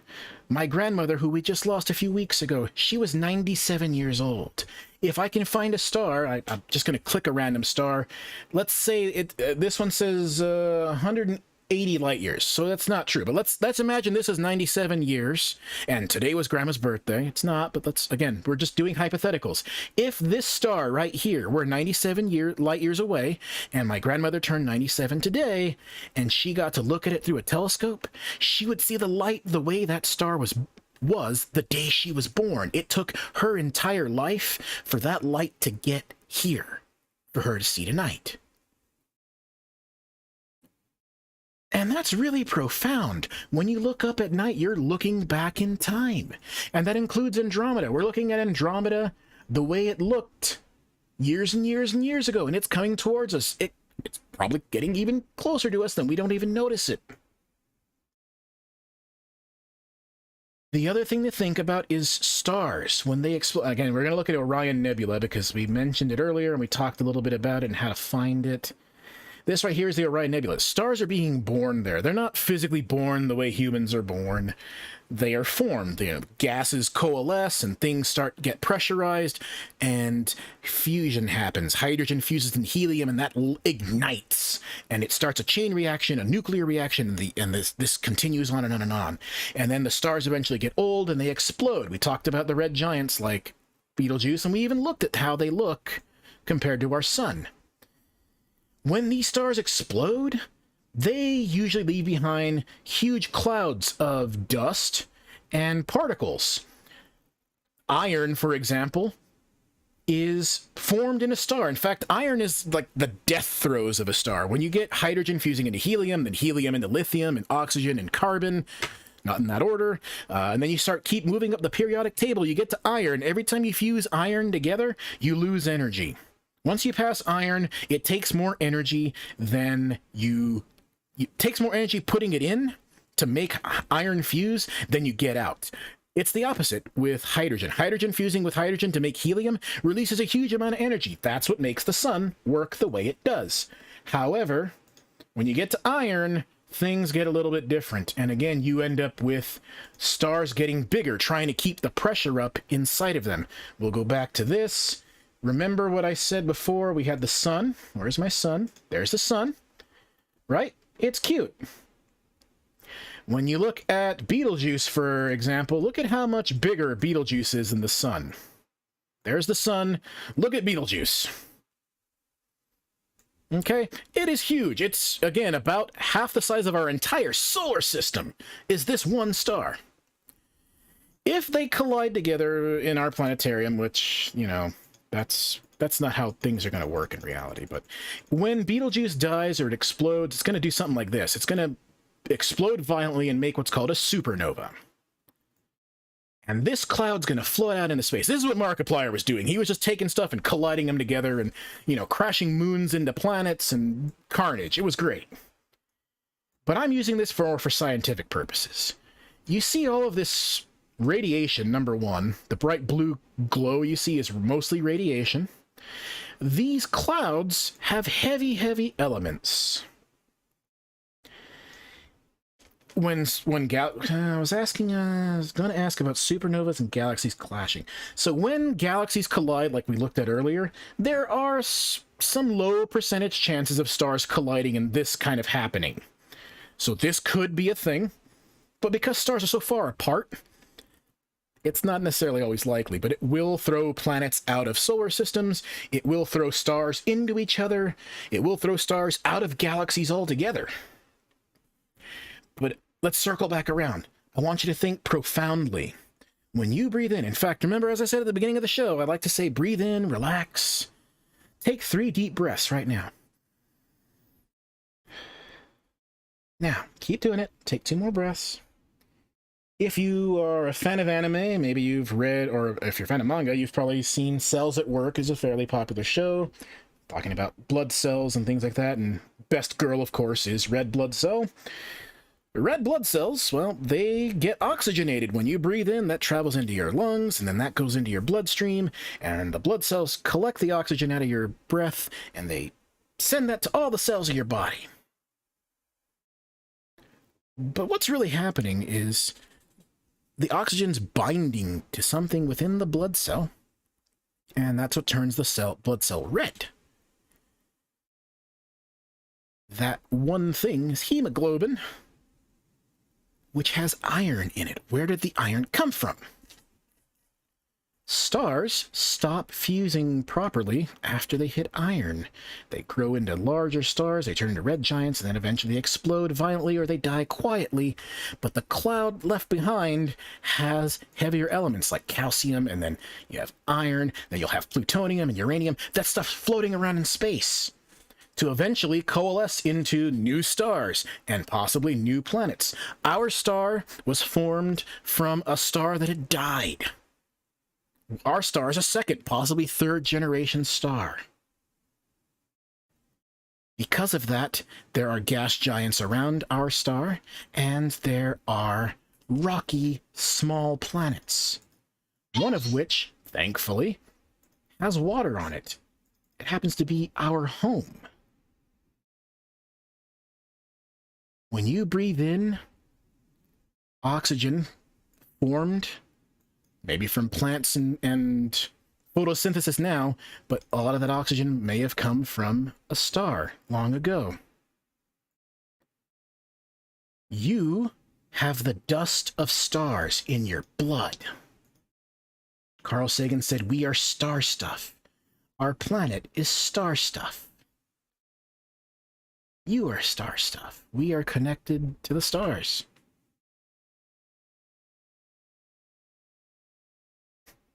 You just gotta think about it. Remember I said earlier, stars come in different sizes. This again is the solar system. We looked at this earlier, but this is kind of what Mark was doing. Markiplier was doing, was just colliding stuff together. Boom. There's our sun exploding with another star entering the system, and then you'll see the cloud kind of flowing out. Other things you can do, again, you can clash. If you buy this software, you can crash the moon into the Earth. Let's see here.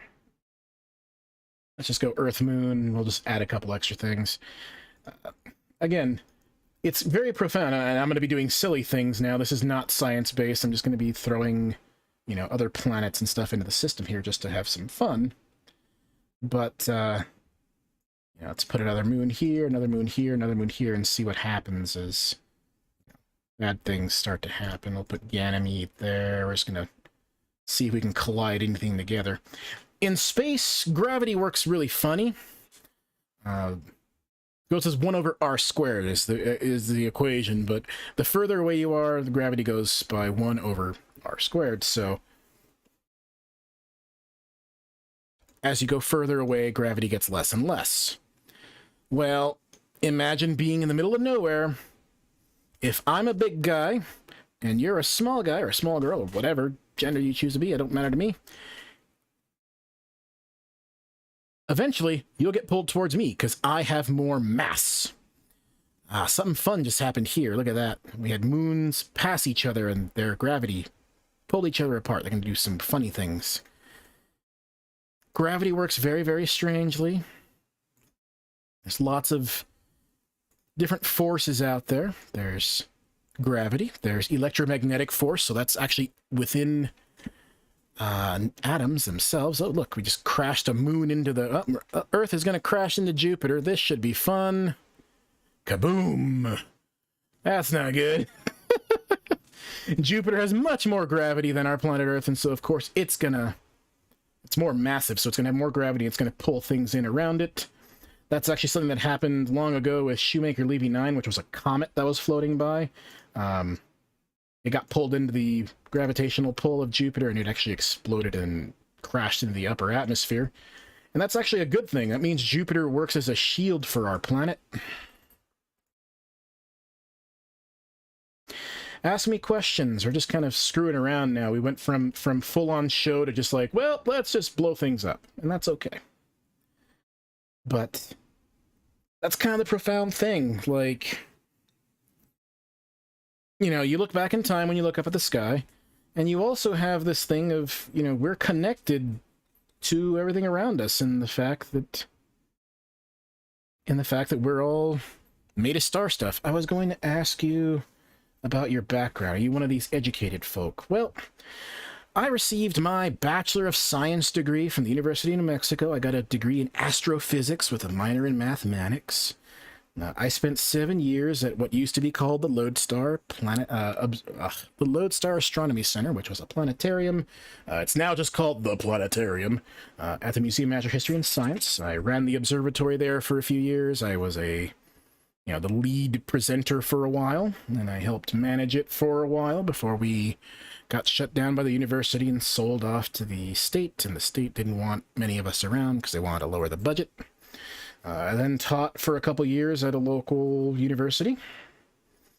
And then I went back to school and got my master's in business and did business stuff for about a decade. And then business went kind of sour, and I frankly just hated the job. I got to travel a little bit.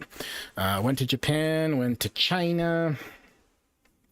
When we were in Japan, we went through the Great East Earthquake in Japan. And so we survived. Actually, it was 3/11/2011, so it's been a decade since we were there. Then we were in China. And then just after everything kind of went to the way it has, I really wanted to get back to doing this. I love astronomy. That's what I've always done for the last, 20 years of my life. I love your passion about this. Yeah, I love doing this. I love teaching people. And, it was one of those things where it's like I could go back and teach in a classroom. I could have probably gotten a job at APS or Rio Rancho schools or whatever and gone and teach at a high school, and that's okay. But I have a bigger idea. Unfortunately, it's just myself and my wife kind of doing the production of things. Right now, we're just, I'm streaming. She's at work, I'm streaming. No big deal. But you'll notice if you go to our YouTube page, which, by the way, we do have a Facebook page. Just look up Earthshine Education. We have a YouTube page, Earthshine Education, because unfortunately we don't have enough followers there yet to make a custom URL. And then we have this Twitch page that we're on, and we're streaming to all three right now. So you could literally watch us on any of these channels. You could watch us on YouTube, you can watch us on Twitch, you can watch us on Facebook, whatever you like to do. Anybody in your family or your friends can all do this. In my opinion, in my idea, I wanted to do something different. Instead of being in a classroom and only getting 30 people at a time or 20 people at a time, I thought it'd be cool if I could build a community doing science streams and, doing interactive stuff like this. I was going to try to do them 3 days a week, and then sometimes, honestly, just no one comes, and I get that because it's the middle of the day. I might have to do a different stream at night. I got to figure it out. But I love teaching the stuff, and so many people don't understand even the basics of like how the moon orbits around the Earth. You've got people that say the Earth is flat. You've got people that say space isn't real. And I'm just like, what? Really? You're gonna go with that? Really? Okay. Like, I don't believe that, and I can kind of show you how. But like here, here's the Earth and the moon, and here's how it all goes around. People don't understand the phases, so I like to talk about the moon phases. This is a Twitch community that helps support other small streamers. They helped me get affiliated, but it just gave me 3 stars. It didn't give me a link. Come on, Twitch. Help me out here. It didn't do the thing. Damn. Nonetheless, I'm not sure. Did you come from the Gamers Anonymous group by chance? Is that where you got this link from? Because if you did, go back into that thread and post that link there, or just, link it over on, you can DM it to me. That would be great. Because for some reason it's not showing up in chat. I'm not sure if there's a setting in chat that I need to change or whatever, but this is what I try to do. 3 times a week. Monday, Wednesday, I do planetarium shows like this, or we can sit around and talk. People can ask questions, things like that. And then Fridays, I try to do more news-based, kind of wrap up, because things are constantly changing in science. Various probes are out there. European Space Agency, the Chinese Space Agency, India has a space agency, the United Arab Emirates, they've got their own space agency. There's lots of different things. Telescopes going up, Mars rovers, things like that. There's always different things going on, and most people, if you're in the United States, only know about NASA, and that's it. There's even a Japanese space agency, JAXA, and they do some really cool stuff. So I like to kind of talk about different things from different points of view, and talk about, the global effort to, forward science into the future. And then I like to talk about just literally basic astronomy knowledge, because most people don't really know much. Maybe they took an astronomy course and they liked it, but they don't remember it. Or maybe they've never done it. Or maybe they're older. I like to think about my grandparents. My father was in the hospital for a while, or even kids that are sick. There is a way for me to broadcast in 360 to do, like, you know, Oculus Rift kind of stuff. I haven't done it yet, but it's something I'm considering to do, because I think it'd be really cool to be able to do a planetarium show for people that are in hospitals or people that are in rest homes, people that just maybe want to learn a little bit. I don't know if the quality is good enough, like if the, you know, broadcast quality is good enough. I try to put it high enough so that I can stream, but not too high so that I, you know, start dropping frames and start lagging out. That's you. Well, yeah, welcome for that. If you know a little bit, great. If you maybe forgot stuff, that's also great. I was in the hospital for 3 months a couple of years ago. Yeah, and it sucks, right? When you're in the hospital, you're either watching TV, if you're lucky, especially... Okay, I shouldn't say it this way. It's not lucky to be in a hospital, but if you're in a children's hospital, if you're lucky, that hospital has maybe gaming systems to play it. I know there's a couple of streamers that are, you know, they're doing a fundraiser to raise money to buy Switches and PlayStations and Xboxes to put in hospitals, or even, you know, the whole GameStop stock thing to the moon. That whole thing, you know, some dude went and bought a bunch of Switches and donated in the hospitals, and that's great. I want kids to be entertained. I want adults to be entertained. But there's also that thing that, you know, you don't get to go to museums, especially now with Corona. No one's going to planetariums. They're all shut down. You know, some people are trying this as well, and they're having varied success because either they were already well known in the planetarium community, or maybe they weren't. I kind of dropped out of the planetarium community when I switched to doing business and ran a business for 10 years, and then I just utterly hated it, and I'd rather do something more fun. And that's what this is. It's me literally just having fun. I'm sitting here drinking tea and actually a Zevia cola. I've got my dog sleeping on my foot, my little dachshund named Sirius, named after the star. The cat named Alcyone, also a star. She's sleeping over there in the corner. If we get to the point where we have enough people, maybe I'll get a camera. I actually do have a webcam. I just don't like to be on screen because I want the astronomy to be the head of what we're talking about. I don't want me to be the focus. I want the astronomy to be the focus.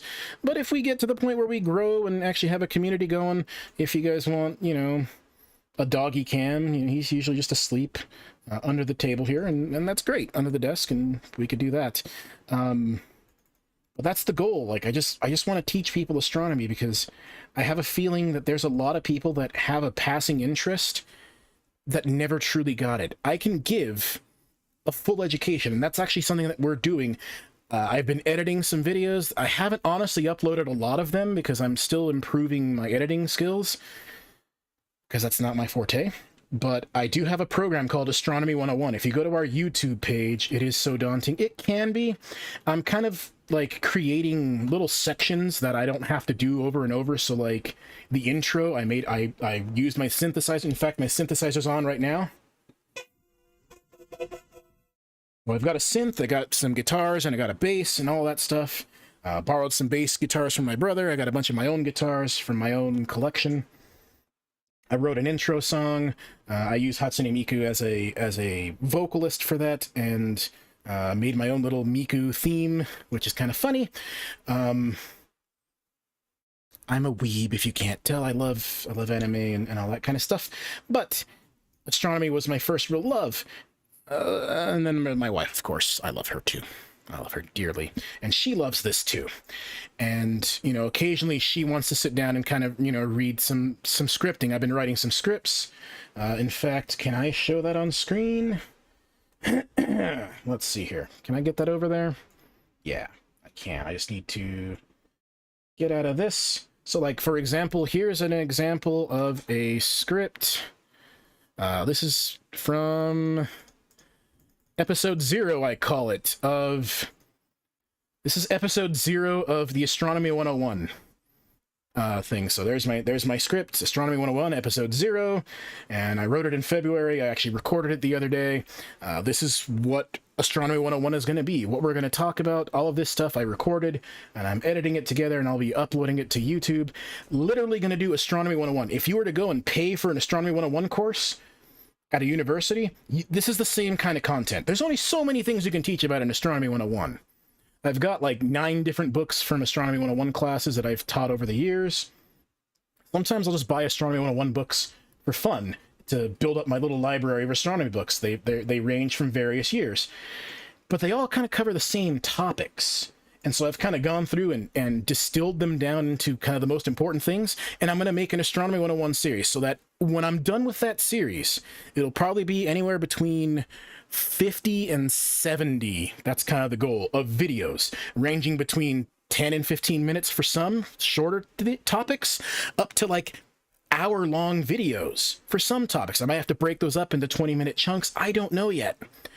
But I want to do Astronomy 101 so that anybody on this planet can click on my videos and learn astronomy and get a basic idea of what is the sun, what is the moon, you know, the Earth itself, our solar system, why the planets travel. You know, we kind of talked about this earlier, why the planets travel through what we call the zodiac, the plane of the ecliptic, all these things that I consider to be basic astronomy. I want to make them as easy as possible to learn. Now, if you yourself, and I'm not saying you, but if someone out there is watching and they've already taken a bunch of advanced astronomy courses, they might say this is kind of basic. And that's true. I want to talk about advanced stuff in a basic way. I don't want to sit here and start throwing a bunch of numbers and talking about, you know, black body diagrams and black body radiation and here's the equation for this and that. There will be math in my Astronomy 101 course when I make the videos, and I'll, you know, put them separately, but I don't want that to be the focus. I want the ideas to be the focus because I want people to understand the world around them and the universe around them. We're just little specks on a little tiny blue ball orbiting a boring yellow star. There's lots of interesting stars, and there's lots of interesting planets that look kind of like the Earth, but they're huge. They're almost Jupiter-sized. Why? Flip side, my wife is she's an artist, but she has a huge interest in atmospheric science. She actually wanted to chase tornadoes, and maybe one day we'll actually get to go do a live stream and do a tornado chase with professional tornado chasers. One day. But when we get to the Earth and we start talking about, I want to figure out how to post this link. Again, if you can't do it here, find the YouTube page or the Facebook page or whatever, and just be like, hey, I was the one in chat. And in fact, I can link you to that. Give me 1 second. Facebook. Also, my mechanical keyboard goes clackety clackety clack, and yes, it does glow and does dumb things. So if you hear me typing, it's not because I'm, being rude. It's just my keyboard is super loud. Oh God, that's my own feedback. That's not what I wanted. My apologies. Here. That's the Facebook page. You can send it there. And I will get it from there. And then I will join that group or however it works. And I appreciate you showing up, and I appreciate you, thinking about sending me to that so I can get affiliate stuff and all that. Again, it's really hard, at least on Twitch. I don't think there's a lot of people doing astronomy, because obviously Twitch is for gaming, and I do have a gaming channel. That's a totally separate thing. Hi, Sirius. What you doing, buddy? I used to do a lot of gaming in the middle of the night with my gaming group. We used to do a lot of World of Warcraft raids and things like that. I've been thinking about playing stuff like, Oxygen Not Included, and there's a new one that came out. It's a Dyson Sphere. Thinking about buying that on Steam and then, streaming it on this channel, because that's astronomy, instead of doing it on my gaming channel, because both channels are very small and no one cares anyway. But the point here is I really want to teach people.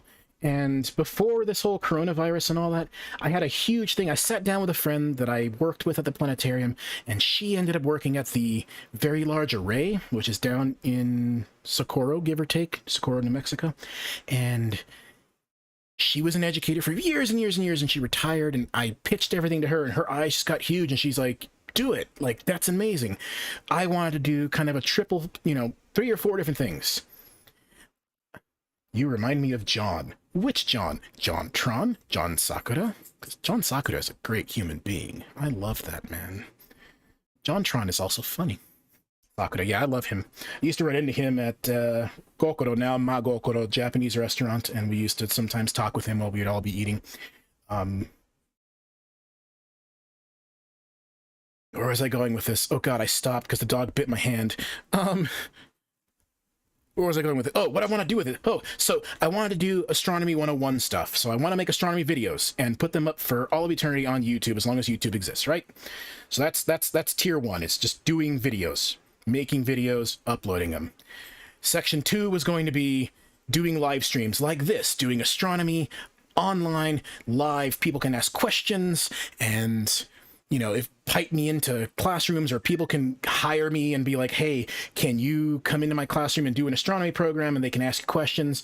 And that was going to be great. Of course, now things are weird with Corona and classes, and people are doing Zoom classes and stuff like that. Maybe that works to my advantage at some point. Who knows?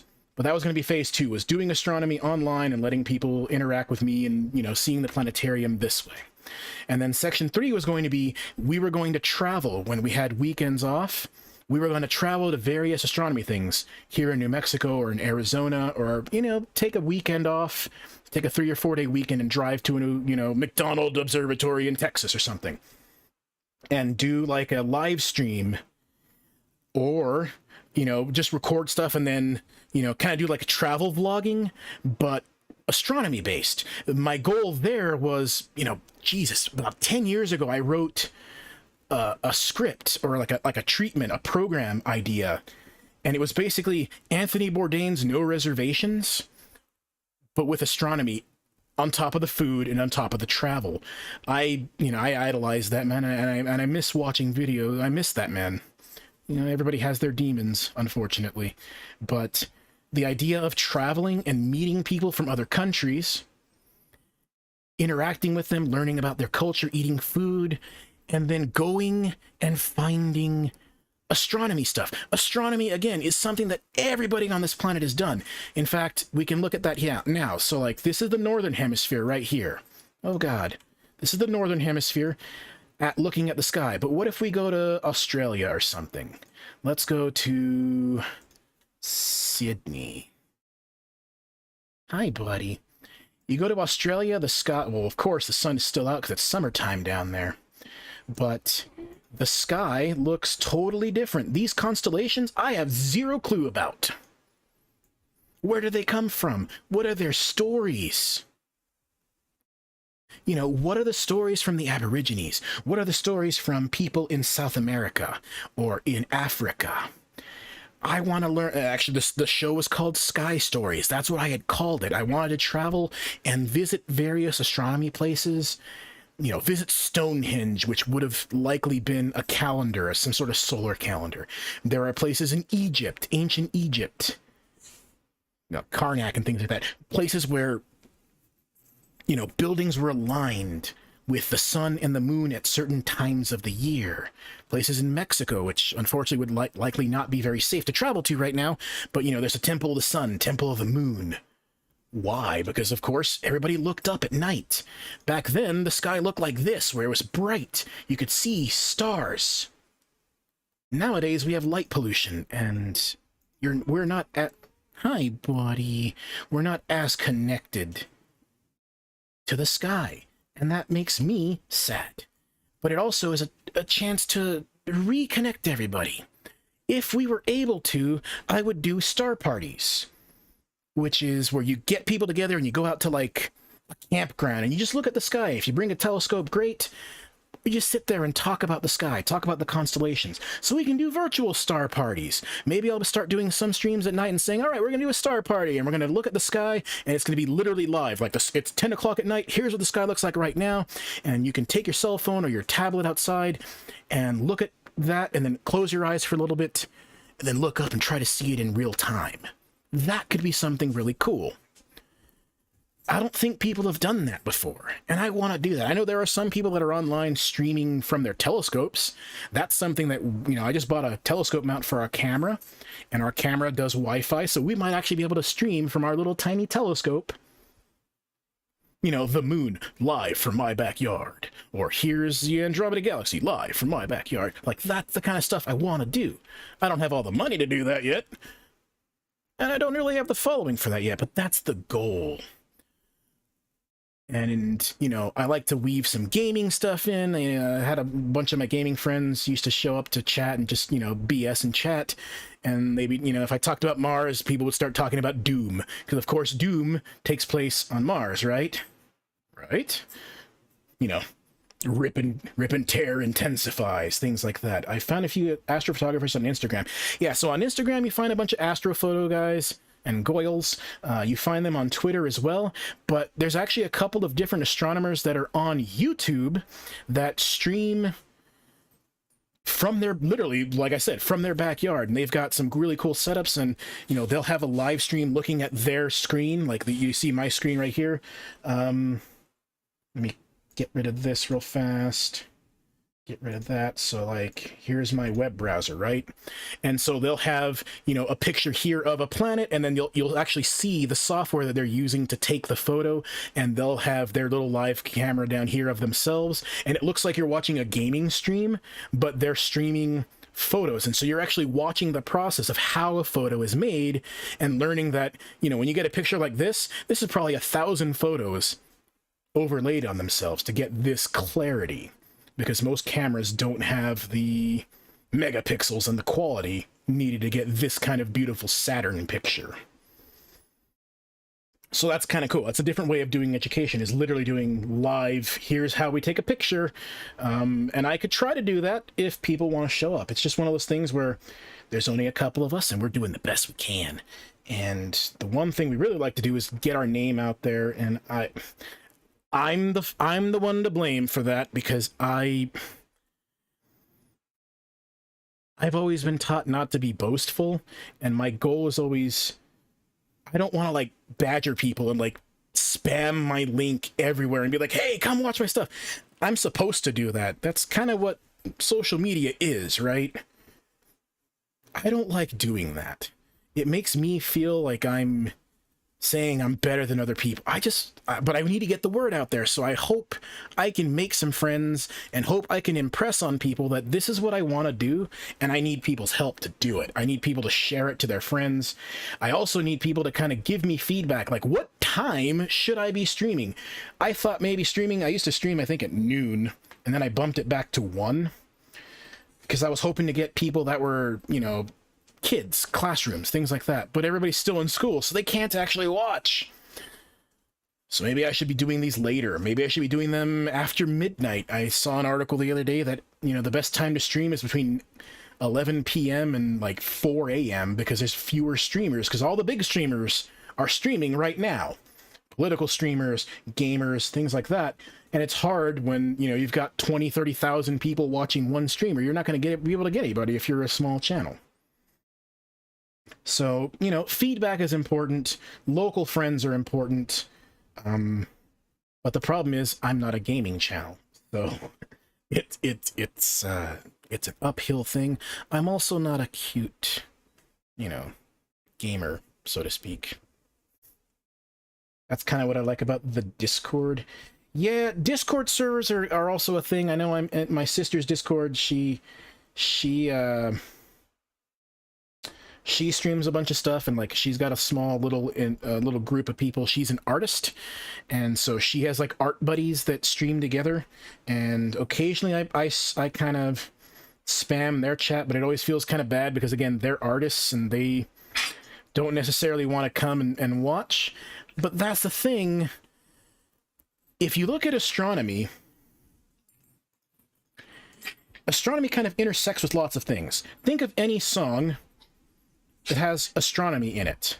Literally, there's a Blue Oyster Cult song called Astronomy. There's also, Metallica has a song named Orion. Where did that name come from? But there's also, spelled that wrong, but it's all right because Google will fix it for me. I taught at an art school for a little while. This is Van Gogh's Starry Night, right? Astronomically, this is completely wrong. He's got the moon and he's got, the Big Dipper in the same part of the sky, and that's impossible because the Big Dipper's in the north and the moon's in the south. But artistically, this is gorgeous. 10 swirly stars, Venus, and a bright crescent moon. Again, artistically, this is great. And it's a legendary piece. Astronomically, it might not be right. And that's, again, the beauty is that you can use astronomy to interact with so many different things. Look at Halo, Anthem, all these games that have a lot of astronomy influence in them. What was that game that came out? Outer Worlds. You know, it's Fallout New Vegas, but in space. Space songs, space music, space art, history of humanity. A lot of things built because of astronomy. A lot of mythology built around astronomy.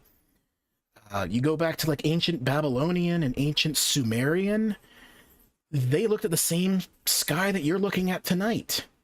They looked at this sky. And, you know, Gilgamesh is actually the same constellation that we call Orion. They called Gilgamesh in ancient Sumer. And a lot of these constellations are actually Arab-based or, you know, Middle Eastern-based. A lot of the star names like Saif, that, you know, Saif is this star right here, Mintaka, Alnitak, Alnilam. These are all Arab names. So various cultures, everything all kind of intersecting because we're just one little tiny group of humans on this planet. Okay, you're on this planet too, aren't you, buddy? Serious? Yeah, buddy. Come here, buddy. Yeah. Pet names. People name their pets after stars. Every hard drive in this computer that I'm streaming from is named after a Greek muse. So if you like talking about literature, even look, again, I know it's problematic in some circles, but if you look at Harry Potter, J.K. Rowling, she may not be the best person, but like she named characters after stars. Bellatrix Lestrange. Bellatrix, you can see tonight. It's the other shoulder of Orion. Betelgeuse is up here. Bellatrix is the other star. Sirius Black. Black Dog. Why is it a black dog? Because Sirius is this star right here in the dog constellation. Like, she went with straight basic astronomy knowledge and turned them into characters that are now memorable, and people name their dogs Sirius, thinking they're naming it after a character, but that character is also named after this star. And so you had astronomy in you, and you didn't even know it. You drive around and you see a Subaru car driving next to you. You look at their logo, it's going to look like this. Fuji Heavy Industries merged with a bunch of other companies in Japan, and there were 6 of them. 6, well, they're called the Seven Sisters, but one of them in the story puts her light out, so there's only 6 you can actually see. And so their logo looks like this. We've got 3 Subarus, might I add, one of which is named a SVX Alcyone, and that is actually this star, which is also the name of our cat, this star right here. So, like, astronomy is huge in my life, and it's actually, well, Sirius Satellite Radio, that's named after the dog star. You'll notice that the logo is a dog with a little antenna tail. That's where it comes from. Every day of the week, as I mentioned at the beginning of the show, every day of the week is named after a classical planet. The sun and the moon were considered planets. They're not considered planets today, obviously. Sun, Sunday, Monday is the moon. Also, month is a lunar cycle. Tuesday, it's named after Mars, believe it or not. Martes in Spanish, Mars. Tuesday. Wednesday is Mercury. Thursday, Jueves in Spanish, or in any, you know, Romance language, Jueves, that's referring to Jupiter. That's Thursday. Friday, Viernes, Venus. Saturday, Sábado, Saturn. Saturday. The 7 classical objects you can see without a telescope that move around. So astronomy is literally involved in your everyday life. Literally every day. Which mic do I use? So what I'm using is a... Actually, what is the actual name? It's a Audio-Technica. I can get you the name here in just a second. But what I'm using is an Audio-Technica mic, and I'm piping it through Streamlabs OBS. And I did put a couple filters on it to prevent, you know, extra noise, because I've got a couple of fans on and things like that. And sometimes you hear scraping. That scraping right there is my headset, because I have a kind of a big head, and the way I have everything set up, they sometimes will rub, which is my bad. I'm trying to get better at that. It's an Audio-Technica AT2035. In fact, it says unavailable, but this is the mic. that's the mic that I'm using right now. It's probably been supplanted. I've had this mic for a couple of years. There's probably a newer one. But if you go to Audio-Technica's website, just look for something in that series. I do run this through a Scarlett Pro, which has one mic in, and then it's got an instrument in. So I plug my guitar and my bass into that, and I record either onto my PC or I record onto our MacBook. So it just depends. I do some music on the side. Yeah, it sounds amazing. Yeah, it's actually not a bad mic. I actually learned about this mic because there's a Heroes of the Storm, that Blizzard game Heroes of the Storm, that the like casual MOBA. Because I like that game more than League, because I don't want to kill myself after playing Heroes of the Storm. League is really stressful and not fun. Kai Berries actually streams with this mic, and I was like, you know what? I don't mind that. That mic sounds pretty good. And so I bought one on a whim, and it actually sounds pretty good. You do need phantom power, so that's why I have the Scarlett kind of powering it. And I put a couple of filters on it. I have a Shure MV51, and it sounds really good. You know, it might sound better if you run some filters. If you're running OBS, you can actually click on the little cog wheel of your microphone and then go into filters and add. I've got a noise suppression, I've got gain, I've got a noise gate, and a compressor.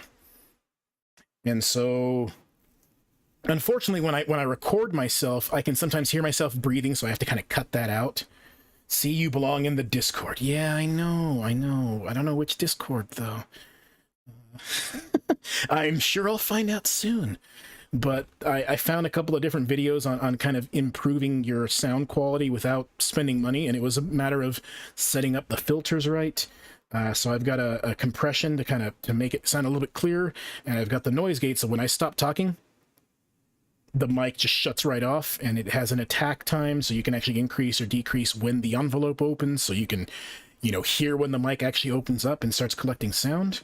And then, like I said, I've got a noise gate, and I actually added some gain, so even though I'm not really even talking all that loud, I can see myself peaking and spiking on the little thing here, but I'm not talking I'm literally just talking at normal volume, and I don't have to yell, I don't have to do any of that. The mic is about 5 inches, 6 inches from my face, so that might be a thing too. It just depends on your setup, but putting the filters on really makes a difference. And if you post a message or send me a DM or whatever, I can send you the video that I use to actually help me figure out some of these settings. And it's one of those things where you just gotta set it up, try it, and then start kind of tinkering. Don't use the numbers that they give you in the video as a baseline, and then start upping it and downing it a little bit. I play at night, and I don't want to wake up my roommate. Yeah. See, because then you don't have to yell.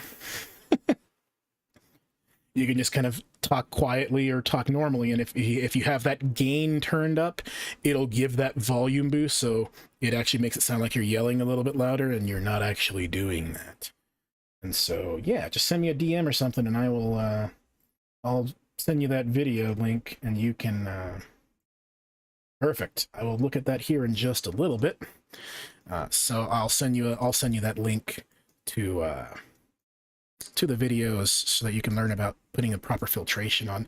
And there's even a video that I found that has, especially with OBS, people use different things to stream. I'm using the Pro version or the Prime version of OBS, Streamlabs OBS, hence how I'm getting the multi-stream.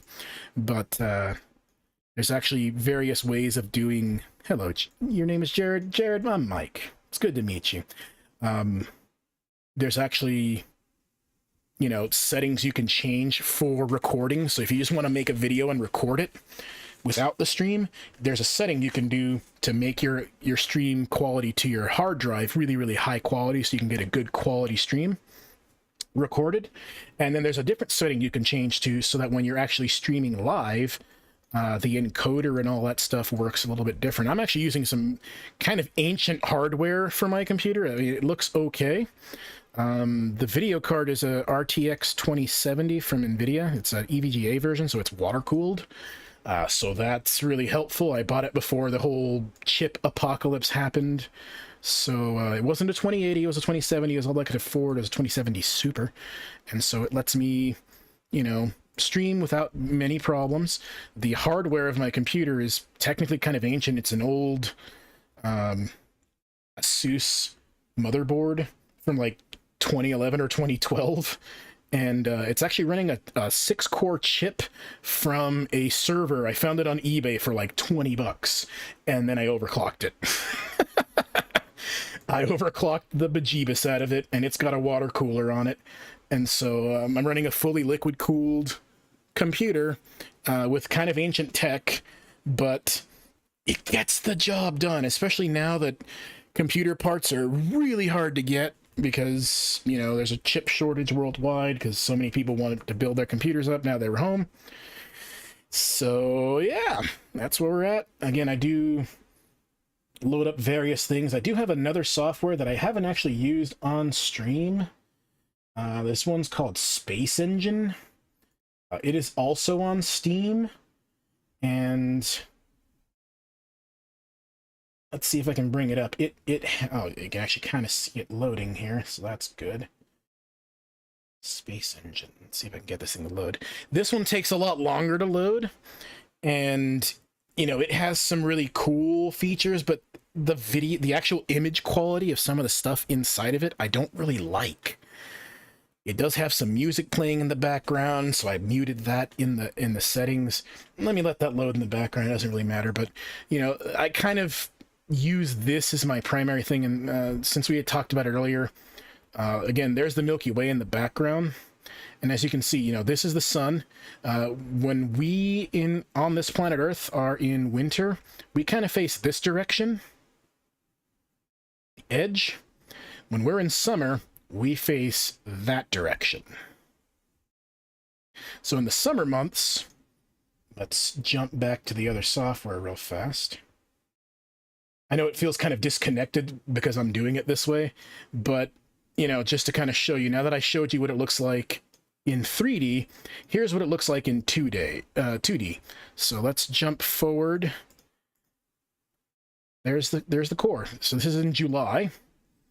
And this isn't, I'm sorry, that was June, this is July. What you see here in the background, that's the Milky Way. That's the Milky Way galaxy. From our point of view, this is actually from Albuquerque, believe it or not. There we go. Well, Rio Rancho, technically, but there's the Milky Way core. That's what it looks like from our point of view here.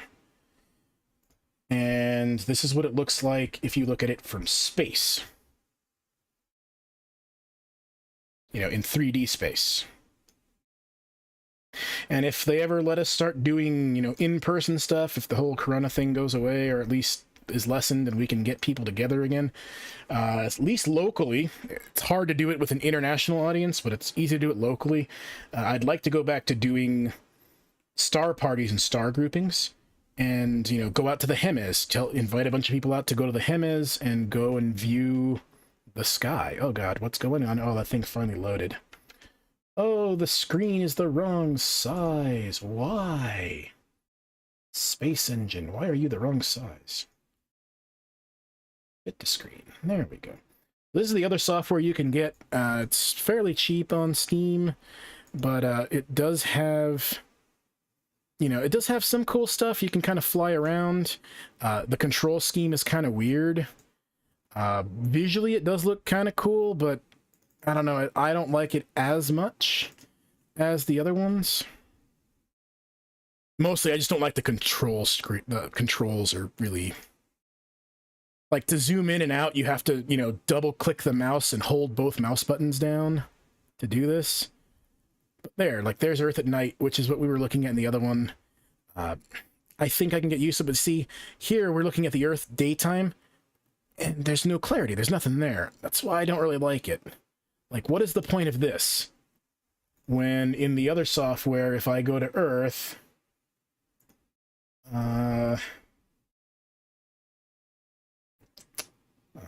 turn you back on. There we are. If I click on Earth in here, I know, well, that's the sun. That's not what I wanted. There we go. The blue one. That little thing. I know if I get here, you know, I'll be able to get day and night. Slow that down a little bit. So, like, you know, there's some good things. There's even a little thing called Zen Planetarium. And it's kind of cool because it, you know, it does exist, and it's kind of like a virtual planetarium, but it's not very good for the purposes I want to do it with. Let's get rid of that. I was going to say I loved going to my friend's cabin because I love standing outside at night and just looking at it. Yeah, again, once you get out of it's up in the Hemis near Fenton Lake. Yeah, isn't that pretty? And that's the thing, is that some people have never done that. More importantly, if you're in a hospital or if you're, again, in a nursing home or whatever, you can't do that. And that's always what drives me. I'm one of those people that I was always, you know, I grew up always wanting to help people and always wanting to, you know, give people the best I could of myself. Not giving tree style where you give so much, well, I guess kind of giving tree style where you give so much and you end up giving up yourself. I'm trying to get better at that and treat myself better and take care of myself, you know, exercise more, things like that. Stop giving everything away. But, you know, it's one of those things where I think of the fact that some people can't go out. You know, here in New Mexico, we are really lucky. In New Mexico, we can go just about, you know, anywhere in an hour or two and be in pitch black. And, oh God, that's not what I wanted. Slow it down. Take a look at Europe real fast. There's Europe at night.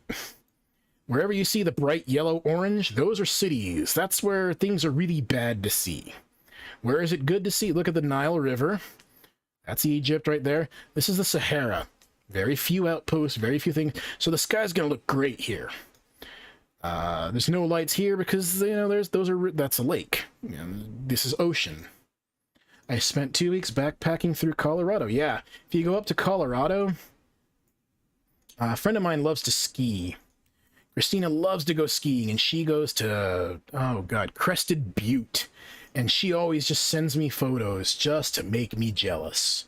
Because, you know, the mountain looks beautiful with all the snow, and then there's nothing but stars, and I'm just like, I want to do it, but I can't go up there. My wife can't deal with the cold that way. Here we are looking at the United States. Look at the eastern seaboard, you know, New York, New York, DC, all the way down. You can literally see Highway 1 going all the way down. You can see here in New Mexico, it's not so bad. Yeah, there's Albuquerque. This, I believe, is El Paso and Juarez. And you can see we do have a good dark sky here. If you really want to see something cool, go to the White Sands Missile Range. Hang out down there where there's nothing. Or the Hemis is where I like to go because, you know, we're in a rancho. It's just up the road. Not too big a deal. But a lot of people have zero connection to the stars, and it actually does affect your health. If you are constantly bathed in light, your mind can't really, the circadian rhythm of your biology, you know, our brains have to sleep.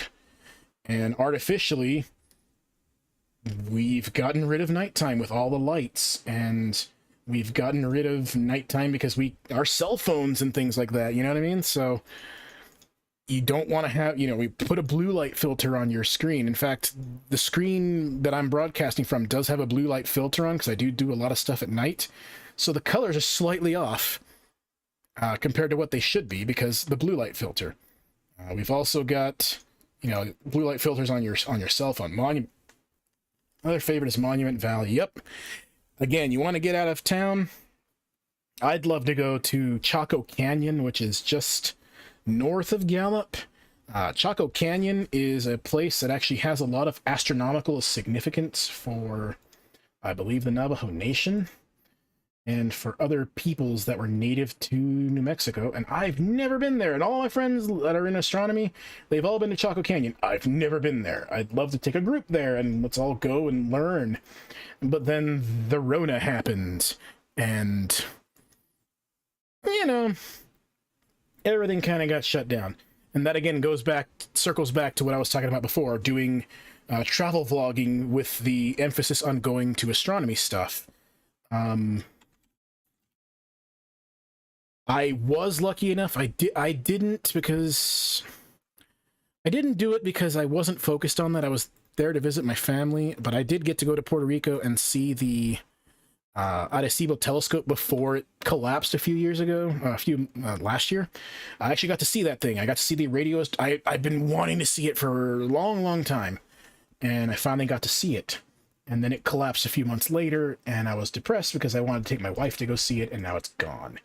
Here's Chaco Canyon. If you've never seen it, you'll see it is round, and it's in a dark sky place. And it's here in New Mexico, and it does have astronomical significance. There's some monuments and things around it that point to it being some sort of sky calendar, and I've never seen it. I want to go, but we can't yet. But when it's safer, I just need to get enough money to buy a gimbal and go do some travel vlogging around our own states. There's Sunspot, New Mexico, which is down south near Cloudcroft. That's at a solar observatory. There's this. If you've never seen it, I don't know how long you've lived here, maybe you've lived here your whole life. Maybe you haven't, but the Very Large Array is a place that I used to go to every few months when I was younger, in college at least. This Very Large Array, it looks like this, and it's a bunch of radio dishes out in the Magdalena area. I think that's going to be a goal of mine. Yeah, like, it's a cool thing to do, is to go and travel, right? People go and, we watch a lot of travel vloggers that travel around Japan, both Japanese people and expats that are now living in Japan. And so we see things that we've, either we're going to go see at some point, or things that we have seen and we just like to go back. And I've driven by the VLA once. Yeah, I don't even think the visitor center's open right now, but depending on the time of year you go, the VLA is different. You'll notice that there's train tracks. These dishes, they're 88 feet wide, and they weigh about 230 tons each. And what they do is they put them on the train tracks. They actually put this little thing, attach it to the bottom of them, and they spread it out. And sometimes they're all grouped really, really close together towards the visitor center. And then other times they're spread out really, really far away. Oh, that is a terrible photo. So that's when they're really, really close. And then, of course, they all can pivot and look at the same part of the sky. And this is what's called interferometry. You use lots of small radio dishes to simulate a really big one. And you can do that with regular telescopes. If you have, let's say, 20 telescopes, they're all the same size, you can do the same idea. Except this is with radio astronomy. And it's right here in the state, and most people don't even know it exists. It's a complete dead zone. There's no cell phone there. There's no radio there, because these are designed to pick up radio waves. So everything within a good, 4 or 5 miles of it's just completely dead. Because any radio signal, like your cell phone, the transmission from your cell phone to the cell tower can ruin what they're trying to detect from space.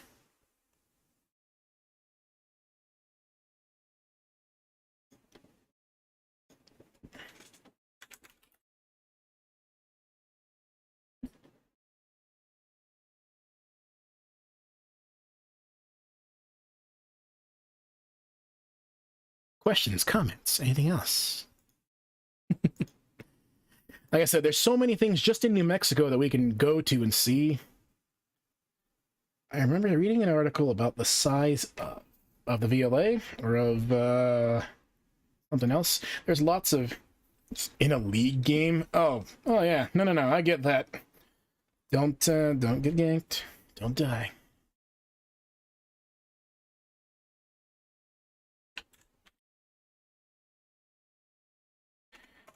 Packets received from, so yeah, there's different wavelengths, and there's different amounts of data that gets pulled in. All depends. Like, this was the one that I had seen, and oh god, this is what's left of the telescope, and it makes me sad. That used to be a beautiful radio observatory, and now it's just a big pile of rubble, and they're apparently going to tear it down. And I guess the government of Puerto Rico has put up a bunch of money, and they're waiting for funding from National Science Foundation. What makes me mad is, you got really rich people like Warren Buffett and Bill Gates and Elon Musk. They could literally just be like, here's a couple $1,000,000, rebuild that thing, and then they would get a little plaque with their name on it, and they could write that off their taxes, and we could rebuild this thing, because this thing was built you know, like in the 60s, right? It's 57, 58 years old. Bezos. Yeah. Like, get all the big names and build a new telescope, you know, dedicate it, call it, you know, the new Astral Observatory, or name it after, I don't know, a famous scientist or somebody that worked there. And then in the visitor center, put a big plaque saying, you know, these were the philanthropists that help us rebuild this beautiful telescope. And them, like Bezos and Musk and all them, you know, they could donate 10 million each and make that money back by the end of the year, just an interest in their stocks and all that kind of stuff, because, you know, they're billionaires. Who cares? And that's, you know, that's intersectional with other political ideas that I kind of have. Like, people should be helping build astronomy stuff and build scientific stuff, because guess what? We're not going to be able to live here forever. At least at this rate. We're really treating the planet poorly. And ultimately, regardless of, you know, I know that people like to debate this climate change and blah, blah, blah, blah, blah. Ultimately, it doesn't matter what we do. Ultimately, the sun will eventually kill us all. The sun will eventually become a red giant. It will fill up all of this space, and our planet will be gone. That won't happen for a few billion years. But we should still probably treat the planet pretty good, because this is the only place we can live right now. We're not at the point where we can travel around easily to live on other planets. We can't live on Mars. We can't live on Mercury. We can't live on Venus.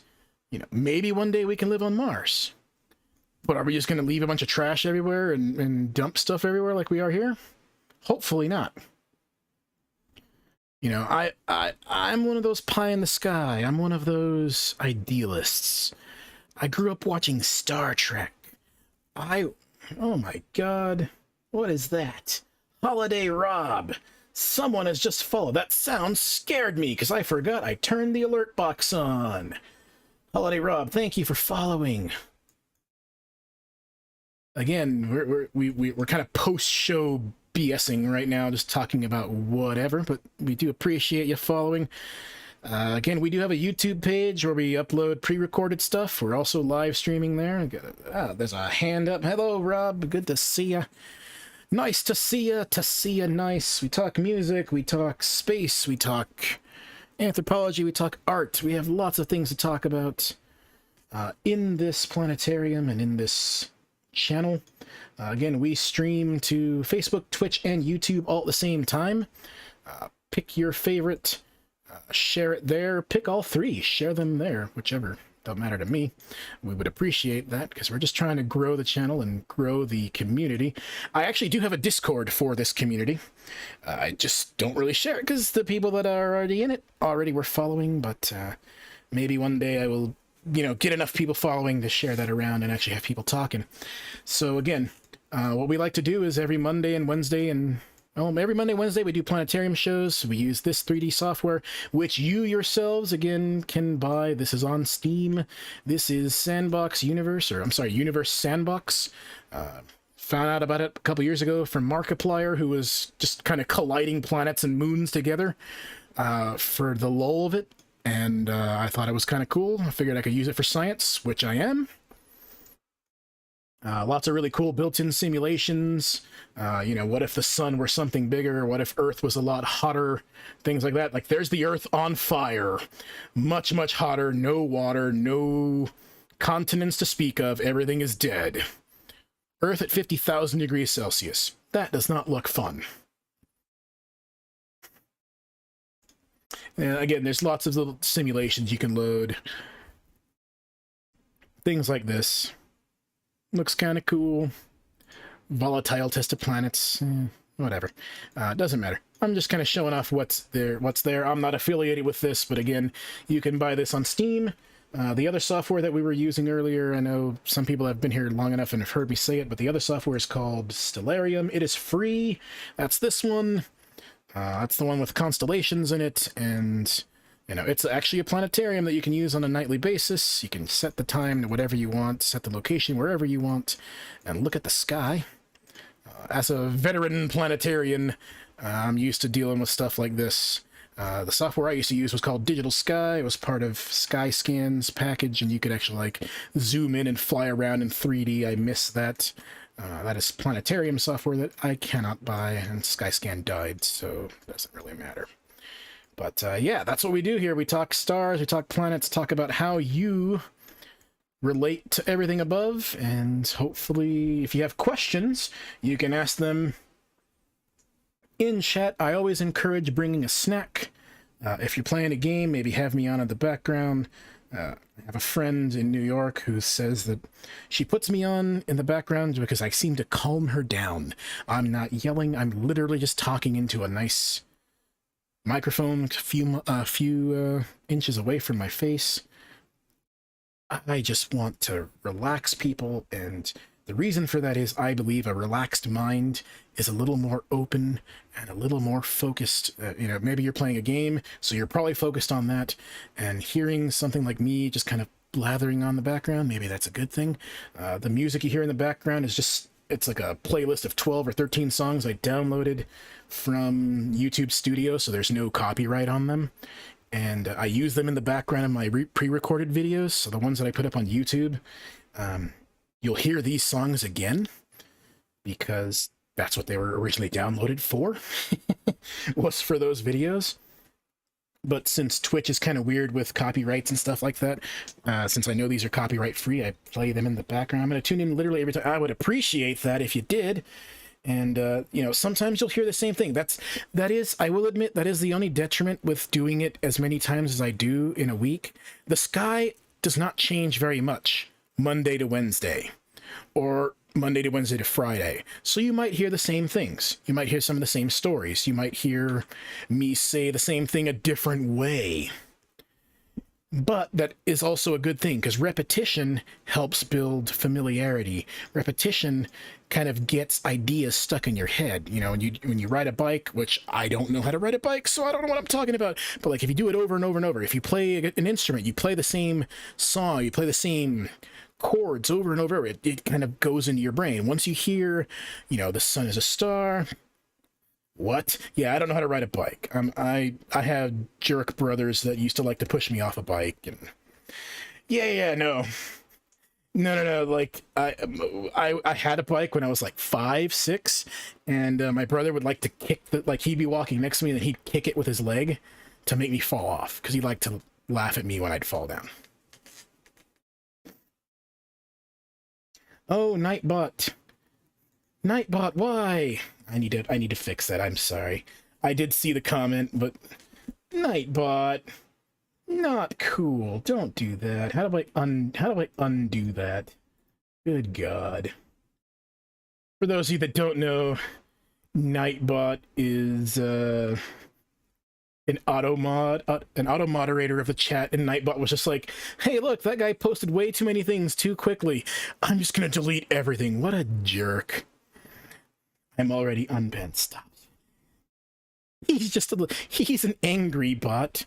If you've ever played Portal, he's the anger bot. That's what's going on there. No, I have no qualms. I am not a handsome man. I am not an athletic person. I'm a scientific person. I play with computers and video games all day, and that's what I do. Collect anime figures and play instruments and synthesize. I'm learning synth. I learned guitar when I was a kid. Got a guitar, bass, 4 guitars, bass, all that kind of stuff. He's not angry, he's just protective. Yep. I need to fix that, though. He did that to a couple of my close friends and, like, muted them. And I was like, hey, Nightbot, stop that. But, yeah, the goal is, you know, people show up, bring a snack, bring a drink. I usually have green tea. Today I have Zevia sugar-free Cokes, basically. It's a soda. And we talk astronomy. Now, that said, people can ask questions. And, you know, we can all, you know, every show is different. There is no preset show. I do have in my mind kind of what I want to talk about. And then the show just kind of becomes free form. As people talk and ask questions. You know, we talked about Andromeda like an hour ago, right? Well, this is Andromeda tonight. I didn't really talk about it because I it depends on where you live. If you're in Albuquerque, you might not really be able to see it because of the horizon. But I have kiwi and a homemade cold latte. Yeah, that sounds pretty good. I got leftover sodas from yesterday from a little, little barbecue thing that we did. Very, very close family. Just a couple of us, socially distanced, all that good stuff. But a couple of extra sodas were sitting out there in the cooler, so I figured I'd drink one before. And I've been kind of nursing it throughout this entire show. To find the Andromeda Galaxy, remember we talked about Cassiopeia a little while ago, the backwards 3 or the E or the W. Instead of drawing a line that way to go to the North Star, find the equal-sided triangle, draw a line through it. And you end up here. Just close to that star, there is the Andromeda Galaxy. That's it. It literally, if you get away from town, there's a little fuzzball sitting there in the sky. That's where the galaxy sits. Unfortunately, it's better viewed through like November, December into January. For a long time, it was called the Andromeda Nebula because people didn't know that it was a galaxy because it just looks like a little fuzzball. You don't see the spiral arms till you start doing long exposures in cameras. But yeah, that's 2.25 million light years away. That's looking back in time.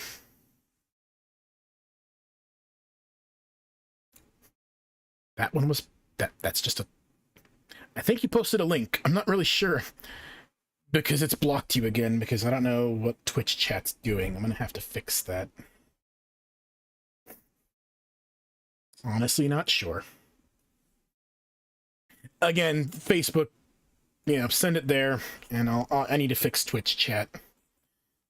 I wonder what that is. Don't know. I don't know why it does that. Still, I guess in a way, I'm still setting up Twitch and things like that. I gotta fix Twitch chat. I gotta fix Nightbot because it's way too not lenient. I think the reason for that though is because. In my mind, I was going to be doing a lot of shows with kids showing up, and I kind of locked down chat so that it'd be very kid-friendly. But as it turns out, the most people that I end up getting are going to be teens or in their early 20s that are either playing games or they're, just hanging out or doing whatever. And that's totally cool. Most kids... Honestly, even in a planetarium setting, most kids couldn't make it through a full planetarium show. Especially, like, if you have a room full of, like, second graders, they go, wow, as soon as you turn the stars on, and you show a couple things, and it's like, ooh, cool. And then, like, 10 minutes in, I gotta go to the bathroom, and you start hearing fidgeting, and, they're little kids. That's the way it goes. It's hard to keep them for a good 45 minutes. Yeah, you're 24? Oh, you're still a baby. Those are good years, man. Those are good years. It's kind of a stressful time right now, that's for sure. When I was 24, goodness. I was working full time and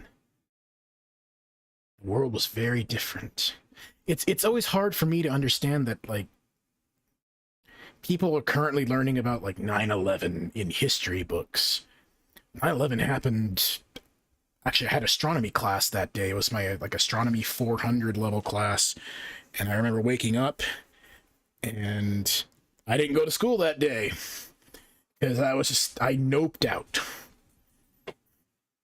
I remember, I'm old enough to remember the Space Shuttle Challenger exploding. We were in kindergarten. I was 5 years old. And I remember watching that thing explode in front of my eyes. And to this day, I cannot watch footage of Challenger. It hurts too much. That's when I was really obsessed with astronomy when I was a kid. I can't wait to teach future generations about COVID-19. Yeah, this is a weird time. Like, I've got friends, my nephew just graduated high school, and I've got friends with kids that are in high school, and younger than that, I've got some that are, they're like in first or second grade, and it's hard to teach a kid that's in first or second grade. They can barely sit as it is, and having taught little kids before, you know, they got to be engaged, and, you know, a lot of them are really visual learners, and it's hard to be engaged in a visual learner when you're doing remote learning through a computer. And the mask thing, you know, you can't get visual cues, you can't see people smiling very easily. Frankly, I think we should all have masks. If we all have masks on, that's fine. We just need to have clear masks so that people can see our mouths, because, you know, people that are hard of hearing, if you don't know how to do sign language, they're going to try to read your lips. And they can't see you talking if you have a mask on. So, yes, keep the mask on, but maybe we should have plastic masks, or, you know, we got to figure out a way to make clear masks. If that's like the $1 million prize, right? If you can make a mask that is see-through and people can see, your hearing is impaired. Yeah, see, excuse me. Like, I'm always thinking about not common instances, because, you know, I had a disabled father, and I had a disabled grandmother, and grandfather was really slow physically. Like, you know, people don't think about those special cases, and that's what I do focus on. You know, I think about the people that are in hospitals, people that are in nursing homes, the people that are maybe locked up at home, people that are hard of hearing. Well, you can put a headset on. If you have some hearing, you can hear me talk, but you might not be able to do that at a planetarium. Unfortunately, there's no captioning live when I do this, but, you know, YouTube will do that in post. YouTube will, you know, put closed captions on and things like that, and I'm hoping to get some friends translating into different language. I can't hear the music. Oh, that's because I turned it down. There's the music. You're incredibly clear. That's because I have no color. No, that's, again, the microphone. Lots of good settings. Makes it really easy to talk. Not a complaint. Just, oh, no, it's not a complaint. I'm being silly, and I appreciate that. I never know. I actually found out about 2 months ago that no one could hear the music. I've always had this same exact playlist has been on this channel for over a year, and I didn't know anybody couldn't hear the music because I didn't know that the audio capture output thing wasn't turned on. I saw the little thing blinking up and down because the headset is picking it up, you know? But the audio capture, like, it should be putting something out. I don't know if it actually is right now, and that's concerning.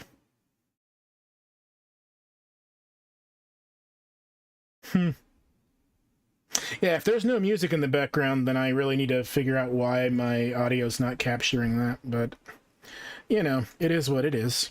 Because there's supposed to be, like, some weird synth stuff in the background and quiet stuff in the background just to kind of help give it that spacey feeling. So if you don't hear music, I did turn it up slightly. I'm deaf and can almost never hear. Well, that's true, but like I said, even my well-hearing friends never heard music because apparently my audio settings were set up wrong and it just was never picking it up. So, like, I can see my headset giving off sound, but I don't know if the audio capture is actually picking up, you know, the sounds. Here, let me check something real fast. Oh, for God's sake, stop muting him. There. How about now? Can you hear the music? Give it 5 seconds. Apparently it muted you again. Give it 5 seconds. Tell me if you hear music. Yeah, see, this thing is weird, and it sometimes removes my sound settings.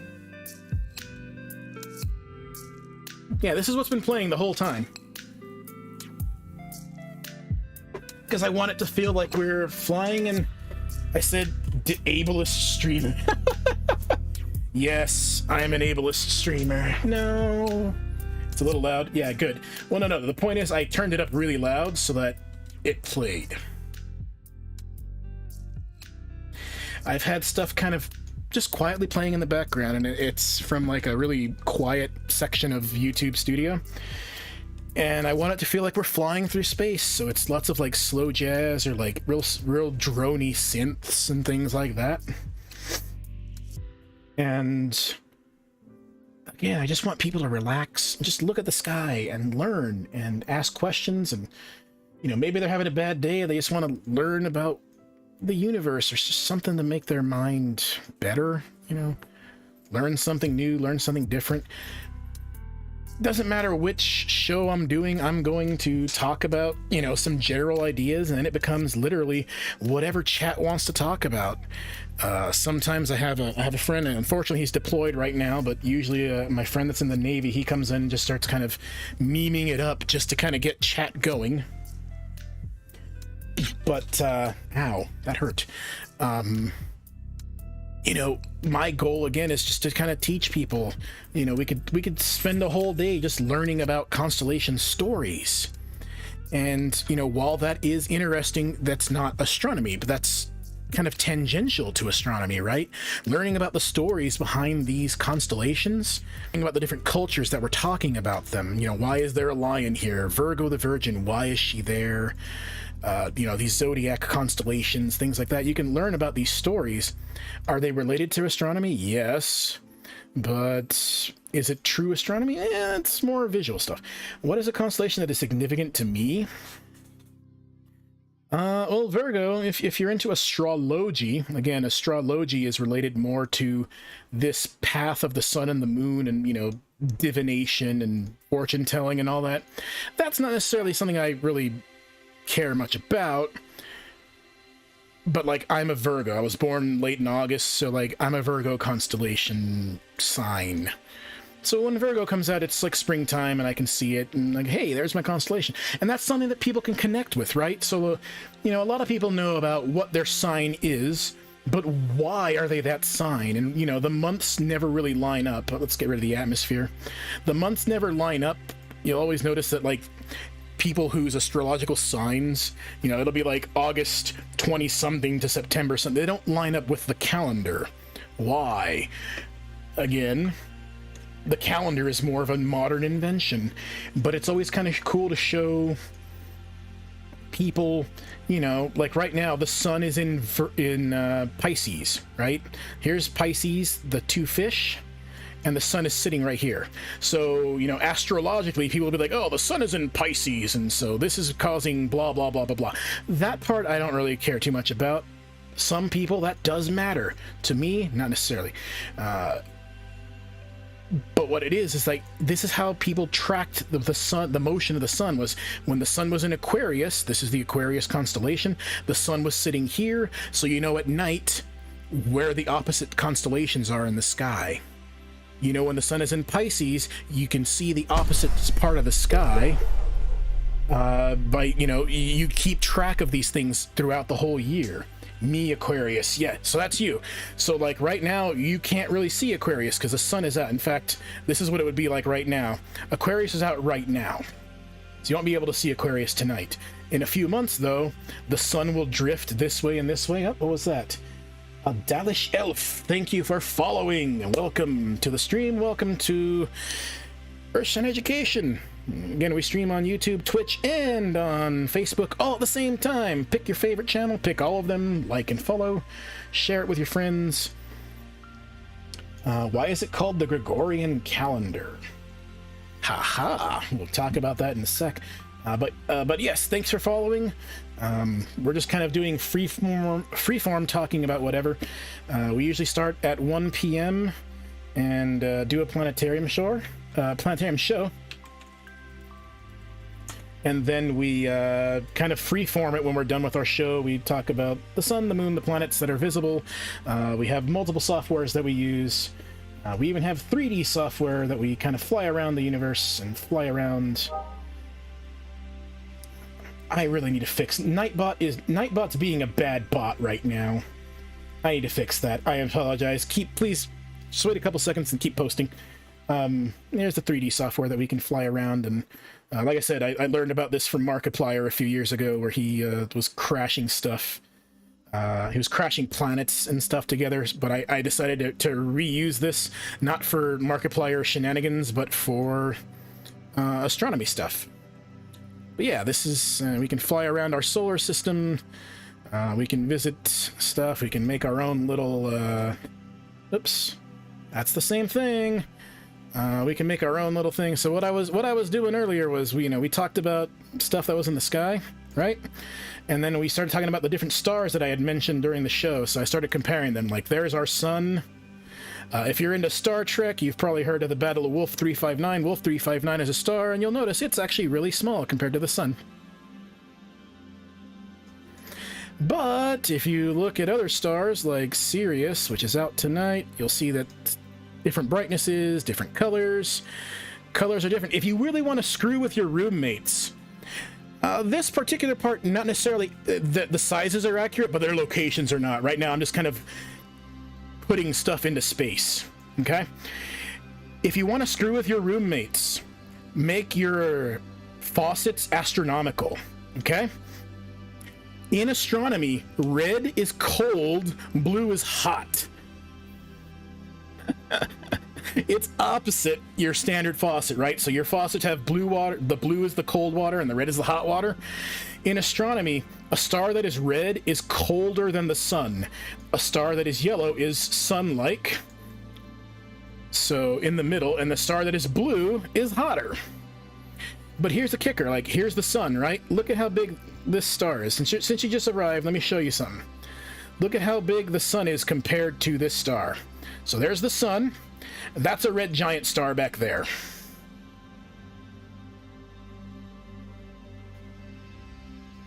What's a better way of doing this? Let's look at our solar system. And then we'll do what Markiplier did, and we'll just blow stuff up. Here's the solar system, so there's the sun, right? And then you've got Mercury and Venus and Earth, and you can actually click on each one and zoom in on them and stuff like that. And again, you can buy this software yourself. It's on Steam. It's Universe Sandbox. So there's Venus. Let's look at how big that star is. You can see this star tonight. This is Betelgeuse. Oh god, I exploded it. Thank you, rating. Thank you. I appreciate that. Bringing people along. Let's actually stop the motion. I didn't want to do that. I didn't want to explode it. I just wanted to show you stars get huge, okay? Stars can be really, really big. Beetlejuice. There we go. You Yep, you hosted me. I appreciate that. I added in the new sounds, and it freaks me out because I hear this like thumping sound. I'm like, "Whoa, God, what's?" Oh, it's a follow, or it's a raid, or it's a hosting. That's really cool. This is Betelgeuse. This is the shoulder of Orion. It's so big, it takes up everything all the way out to the orbit of Jupiter. Okay? Jupiter is 5.2 times the distance from the sun that the Earth is. So Earth is 93 million miles. Let's just call it 100 million miles away. It's not. It's 93 million. Jupiter is 520 million. Okay? That's quick, easy math. That's how big just the star is. Yeah. If you can go, if you can stay. If you gotta go, you gotta go. But this is what we do every Monday and Wednesday. And, on the YouTube channel, we've got pre-recorded stuff. We're doing Astronomy 101. So if you don't know anything about astronomy, you're gonna get learned. Get good scrub is always what they tell us when you're really bad at a game, right? So we're gonna get good in astronomy. That is the goal of this channel, is to get good. We're gonna get good in astronomy. Now, I'm not ignoring your question. I know a little while ago you asked, why is it called the Gregorian calendar? Well, there was a calendar called the Julian calendar, which was Julius Caesar, because Rome kind of ran everything. And then, let's see, it was in the 1500s. Real quick, double check. Yep, October 1582. Pope Gregory the 13th made a modification to the calendar. And so the Gregorian calendar is named for Pope Gregory the 13th. That's the calendar we use today.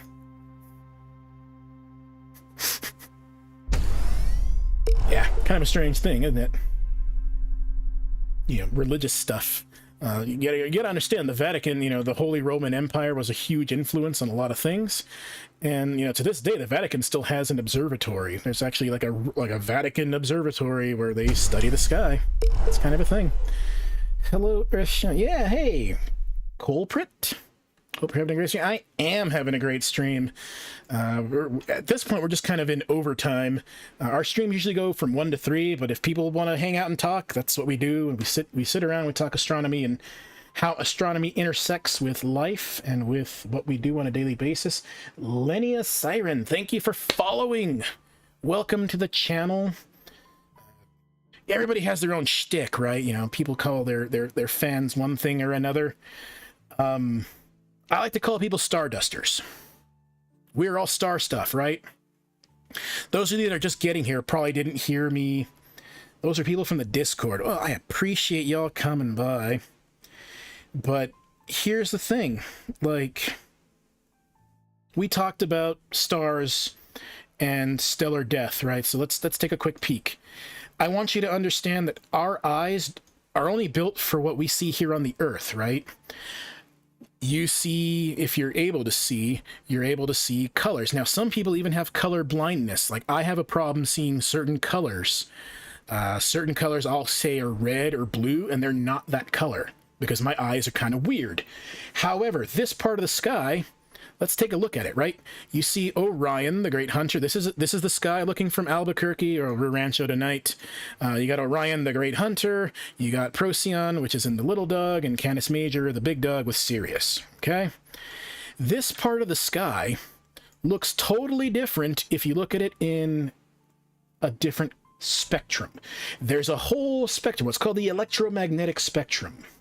You've got radio waves. You've got microwaves, you've got infrared, you've got visible light, what we can see, then you've got ultraviolet light, which is light we cannot see. It's above our field of view, and then you've got X-rays, and then you've got gamma rays. Gamma rays will kill you, okay? X-rays, you've probably had an X-ray when you go to the doctor. A rating party of 21, oh my goodness. Welcome, welcome, your local bisexual. Hello, your local bisexual. I'm your local bisexual. No. Welcome, welcome, welcome. Please, I apologize. Nightbot is kind of a jerk today, and it's being... Nightbot's being kind of ridiculous, so I might have to turn Nightbot off and retrain Nightbot. This portion of the sky that we're seeing right now actually looks more like this. Oh god, that's still not what I want you to see. No! There we go. Orion the Hunter is right here. Here's the shoulder, there's Betelgeuse, so this whole thing is on its side, okay? Let's go back. Here it is. This is it, right side up. There's the belt stars right here, there's Rigel, and there's Betelgeuse. This picture is on its side. I apologize, I didn't take the picture, but this picture's on its side. This is the exact same portion of the sky. Yep, Orion's belt is the 3 stars down the middle. Betelgeuse, the shoulder star, is right here. Rigel's up here. All of this cloud, like these are cloud, this right here. Hold on, let's zoom in. Look at this. This is a bubble being formed from a star that's dead. Okay. Orion's belt. Just below the belt, there's a place that we call the Orion Nebula. It's this little cloud. Oh, God. It's this little cloud right over here. It's out tonight. Sir, I have a request for you. What is your request? Tell me your request.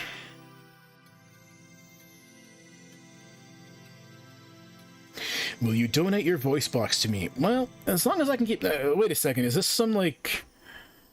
Is this some, Little Mermaid thing? I'm gonna have to sign a contract. Are you Cube? Are you gonna turn me into a magical girl? Are you gonna steal my voice box and turn me into a fish out of water? Is that what's gonna happen here?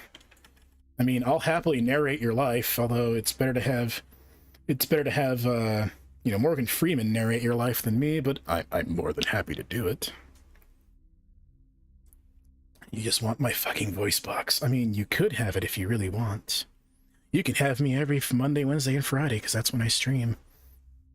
Or you can click on the YouTube page and watch my videos. You can put them on replay over and over and over again. You have a terrific voice for narration. So, yeah, I used to teach people how to talk. So again, in a planetarium, you don't get to, you know, show off your face. You're in a dark room with a big dome over you, right? And so all people do is they hear you. And so what you want to do is you want to talk not down to people, but up to people. Hey, my phone is ready. Yes, that is my phone doing a woomy. I am a gamer, just like all of you. How do I have such a nice voice? I love Patrick Stewart, Captain Picard. And Captain Picard, of course, was classically trained to be a thespian. He is a Shakespearean actor. Yeah, Nightbot's a jerk. I'm sorry. I'm so sorry that Nightbot's being a jerk. I need to fix Nightbot. Nightbot is being a very naughty bot today. I am sorry. Nonetheless, that's why I speak so well, I guess. I always looked at how Patrick Stewart talks, and in my brain, I say to myself, you know, am I going to just start like, you know, I could do silly voices, or I can do something gentle and do something more meaningful. If you're in the Discord, feel free to PM me if you need help fixing Nightbot. Apparently, I'll be joining the Discord very soon because I got a DM from Zux303 to help me do that. But I'm not going to mess with that now because I don't want to screw up what we're looking at. So yes, that's what I do. I used to teach people how to talk and how to present, and it's something that I can do freely because you don't see my face. You don't see my big ugly mug. I'm not a cute streamer. I'm just a person that's here to talk. General Gelatinous, thank you for following. I'm just here to talk and teach people. For those of you that are just joining, number one, welcome. Number two, another follow. What do we got there? Zercosis. Did I say that right? Xeroxis? Oh god, I screwed it up. Xeroxis. Yes, there we go. I can read. I can read, I swear. So my background, I have a degree in astrophysics. I have a minor. Just call me Zero.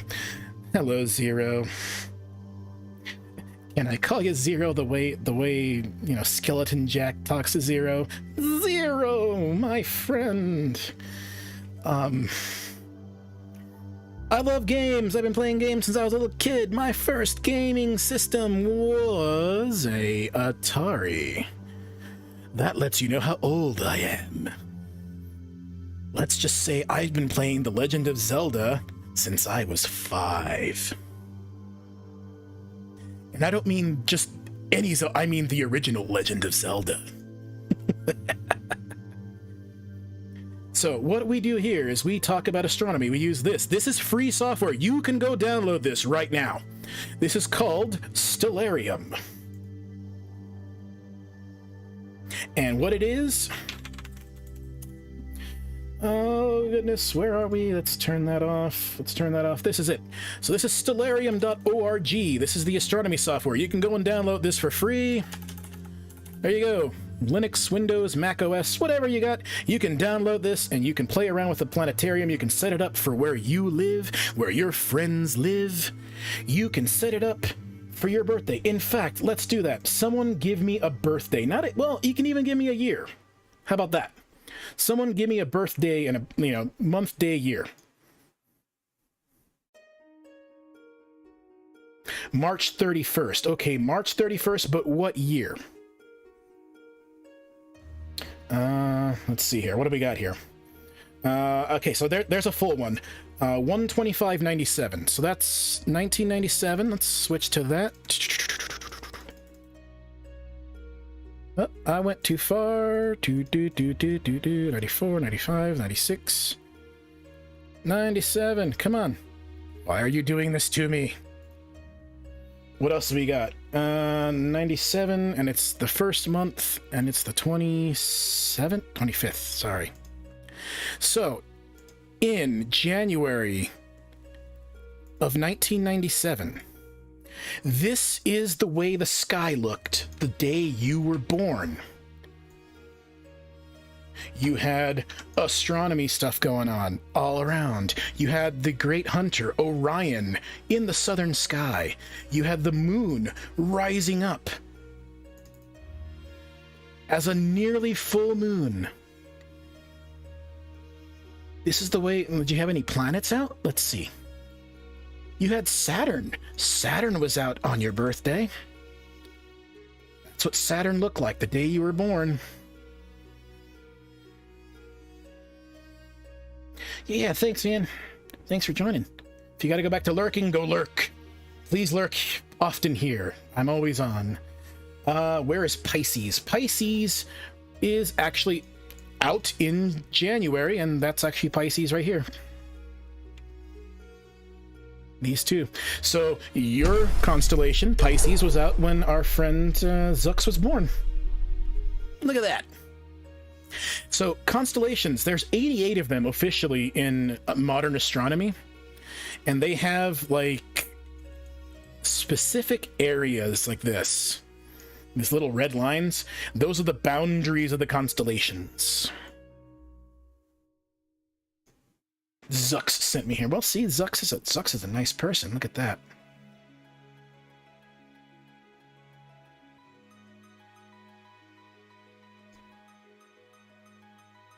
But these are the constellations.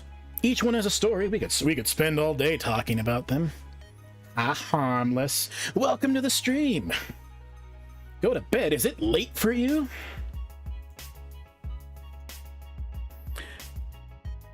Let's see. Somebody else had 220 in 2008. Let's take a look at that. So this software, again, you can download this for free. This is called Stellarium. You can have your own planetarium and learn all about the sky yourself.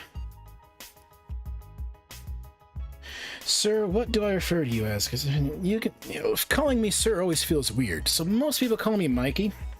My name is Michael, but people that know me call me Mikey.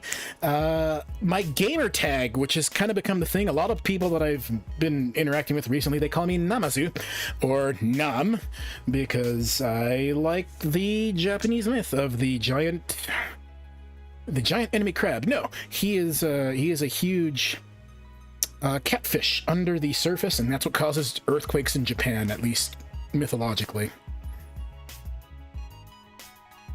And again, that's because we went through a big earthquake when we were in Japan, and you know, Namazu. So there you go. You can call me any of the three. You can call me Nam, you can call me Mike, you can call me Mikey. Whatever you'd like. Is this just the observable universe? So from our point of view, this planetarium software right here does what the average person can see when you go outside. You can only see about 3,000 stars with our eyes. When you look at pictures of deep space, okay, we're going to talk about deep space. Hold on. Take a deep breath. Okay? Everybody take a quick... Take a deep breath. We're going to do some learning. We're going to get good. We're going to look at something called the Hubble Deep Field. We're going to go straight to the edge. Give me 1 second to load this thing up. So, here's what you have to understand. What you see in the background, this is a simulation of our solar system, okay? And the little circles, or they're not circles, they're ellipses. They are the orbits of the planets. But you see that big cloud in the background? That is our galaxy. Again, a galaxy is a collection of stars, gas, and dust, and planets. That is our home. That is the Milky Way back there. There's somewhere around 3 billion planets probably in the Milky Way. We need to kind of guess. Gotta head off for the night. The wife's orders, but I'll be lurking. It's fine. Happy wife, happy life. I appreciate you stopping by. Again, please like and follow. We do this every Monday, Wednesday, Friday. Do come back. You will hear lots of fun stories and hopefully understand that you are part of the stars. If you're going to be part of my community, you are now a starduster. Because you see, the stars, they leave behind dust, including iron. When you breathe in oxygen. That oxygen connects with the iron in your blood, which came from a star. You are star stuff. All of these stars in the background, they're all part of the Milky Way galaxy, but our galaxy is just part of a huge grouping of galaxies, what we call the local group. Bigger than that is what's something called the Virgo cluster, and then there's the Virgo supercluster, and then there's the known universe. But take a deep breath. This right here, have you ever sewn anything? Like, you sew a cosplay, or you sew a button back on, you use a pin, a needle, right? Imagine holding up the tip of a needle to the sky, a certain part of the sky, and there's nothing there. That's what they did with the Hubble Space Telescope. They pointed it to literally a little pinhead in the sky, and they left it open day after day, night after night, and they let it collect light. What it collected was this. This is supposed to be nothing. There's not supposed to be anything here. But this light travels billions and billions of light years to get here for us to see and understand. Now, there's a star in the Milky Way. Right here, this little bright object, that's a star. That's a star in our galaxy. Happens to be in the way. This one's a star up here as well. Everything else you see is a galaxy. Every spot you see, other than the two stars that I pointed out, those are all galaxies with potentially billions of stars, millions, billions of stars, trillions of planets. This right here, that's a spiral galaxy like our Milky Way. That's a spiral galaxy. Look at that. That's a galaxy that's got lensing going on, so there's something big around there. Another spiral, a football-shaped galaxy. That's an elliptical galaxy. Even these little tiny dots back here are galaxies. Millions of stars. If each one has 8 planets like our own sun, billions of planets. And that always brings up the crazy question, are we alone? I don't know the answer. But every time you look up, you look back in time, and you see the stars the way they were years and years ago. It's a story that I know Zuck's already heard, but some of you probably didn't hear this because you weren't here. If you look up at the stars, you look back in time. The way time works, time is a straight arrow, right? Time always goes forward, but light takes time to travel. Light travels at what's called the speed of light. It's near instant when you flick the light switch, because we're so close to it. From the sun to the earth, it takes about 8.4 minutes for sunlight to get here. So if you imagine walking outside right now, if you have daytime, depending on where you are on the planet, if you walked outside, you looked up, don't stare at the sun, but if you looked up, you can kind of understand where the sun is in the sky, right? If the sun disappeared right now, gone, the sun is gone, you would not know it for 8.4 minutes. You wouldn't see it because the light would still be coming to us. There's a good example of that if you watch Star Trek, I believe it was Generations. It was a movie, Star Trek Generations. And, the evil villain guy in the movie, he wants to change the direction of some sort of subspace anomaly. He destroys a star, and if the people on the planet, they look up and they kind of see the star disappear. But it takes that time for that to happen. So starlight takes time. When you look up at night like this, it takes time for the stars light to get here. I used the example earlier of my grandmother. Grandma's 97 when she passed away. If I picked a star that was 97 light years away and showed it to her on her birthday, she would have seen the star's light the way it was the day she was born. So I asked for some birthdays earlier, and we kind of looked at the skies the way it was. But think about that. There's lots of different star charts and catalogs. Let's say you're 24 years old. Find a star. So let's say Zux is turning 25 next week. They're not, maybe, I don't know. Let's say they turn 25 next week. Let's go and find a star chart, find a star that's 25 light years away. We point a telescope at it. and you look at it on your birthday,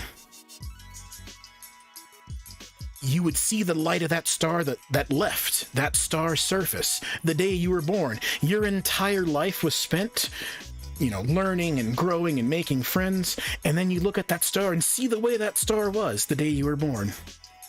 It took all that time for it to get here. That's a crazy thing to think about. So, astronomy looks back in time. Astronomy is time traveling. Yep, you can call me Namazu. That's fine. You can call me that. That's my gamer channel if you want to find that over on Twitch too. It's Namazu_gaming. I haven't used it in a while. I might be playing some Splatoon tonight with my sister, whose birthday it is today. So, yeah, that'll be a thing. But, yeah, that's what we're here to do. We're here to talk about astronomy. I want to give everybody a basic astronomy education. I think education it's a human right. Everybody deserves to be taught about their world around them and how to interact with it and how everybody in society should be. Lots of different places on this planet, a lot of different ideas, but we're all one people on the planet Earth. And so I'm going to use this vessel. We're going to use astronomy as the way to teach life lessons and to teach about other cultures. Because everybody looks at the sky, and again, if you missed the planetarium show earlier, just to give you an example, this is Western astronomy, right? These are constellations that you know and love. Big Dipper isn't part of Ursa Major. Big Dipper's an asterism, not a constellation. Cancer the Crab, Leo the Lion, the Gemini Twins, these are all constellations you've probably heard of. But those are Western. Let's look at various cultures, because astronomy is literally a global thing. Here are Arab constellations. Some of them are the same. Let's look at Chinese. Look at the different lines. Chinese astronomy must be a complete trip. These are completely different constellations. What are their stories? I don't know. I don't speak Mandarin. I have a friend that does. Maybe she can teach me some, or at least translate a couple books for me. But the point here is that, let's say you like studying other cultures. You can do it through the lens of astronomy. Maybe you like studying music. You can write songs based about, astronomy. Look at the band Rush. They had a song called Cygnus X1. What was that song about? Well, there's a radio source in the constellation Cygnus. As it turns out, that is a black hole in another galaxy. So they wrote a song about it. In fact, if you want to know where I got... Well, I mean, the concept of Earthshine comes from something that happens with the moon, okay? And the band Rush made a song called Earthshine. That, I'm a huge Rush fan, and that's why I named the channel it. So I like music, I like astronomy, I like computing. All of these different things go into what make me, me. All of your experiences, all of your studying go into what make you, you. But we're all kind of bound to this earth, and we're all bound to the laws of physics and the laws of nature of our universe. So we should probably learn a little bit about the universe, right? That's the goal here. If you haven't already found it, over on YouTube, we do have a channel there. There's unfortunately not a URL for it yet because we don't have enough followers. Once I get enough followers, we'll have youtube.com/EarthScienEducation. I'll be putting up Astronomy 101 videos there. So if you've never studied astronomy, I'm going to give you a basic Astronomy 101 education. And I don't mean in one episode. I mean a full college tier 3-credit course for free. Because I like you. Because I like teaching. I like teaching astronomy, and I think everybody should know it. So if you could, like the channel, follow the channel, share it to your friends. I cannot thank all of you enough that have joined Harmless Offerings. You just followed a couple minutes ago. I apologize for not pointing that out. I thank people that have joined in with the raid and all that, but that's the goal of this channel, is to get people interested in astronomy. Now's a great time. Everybody's been stuck at home. Everybody's probably sick and tired. Well, no one's really bored of their games, let's be honest. We can all play games together. I'm thinking about getting that Dyson Sphere game over on Steam. We could all play that together. Don't Starve together, we could play that. But that's the goal, is to get everybody educated. Some basic stuff. Now, some of these things I can't answer. There are going to be questions that honestly I don't know about. I don't know how to answer them. What I can tell you is that there are some things that we just don't know, and that's the beauty of it. If you pay attention to the channel, I'm going to be trying to upload stuff every couple days. But let's take a look over here. This is the Mars Perseverance rover, which we talked about earlier, right? There's a rover on Mars. I was playing Starborn last year. It was a lot of fun. Yeah, there's lots of really cool games out there, right? I'd really love to make an astronomy game. I don't know how it would be, but I was thinking about getting that NES game maker and making like a little 8-bit astronomy tutorial game for kids or something. That could be kind of cool. Right now on Mars, like, if you like robotics, there's a helicopter that's going to be launching on Mars soon. That's it. It's origamied, it's folded up, and on the belly of a Mars rover. That's the shield protecting it. That's the rover's little friend, the rover body up here. And there's the helicopter called Mars Ingenuity. You like robotics? This is what you want to study. You like space? This is where you want to be. I like to pull stuff from NASA. I like to pull stuff from JAXA, the Japanese Space Agency, from European Space Agency. I like to put it all together. And I love to talk about this. And more importantly, I like to answer questions. Some questions I can't answer. Do I believe in aliens? That's one that always gets asked of me. I don't know. I think statistically, because there's so many planets in our galaxy, there's probably something out there. There might even be something in our own solar system. Who knows? Europa. If you've ever seen 2001: A Space Odyssey, what is the statement that happens in that movie from the big monolith, right? All these worlds are yours, but don't step on Europa. Europa is mine. This is Europa.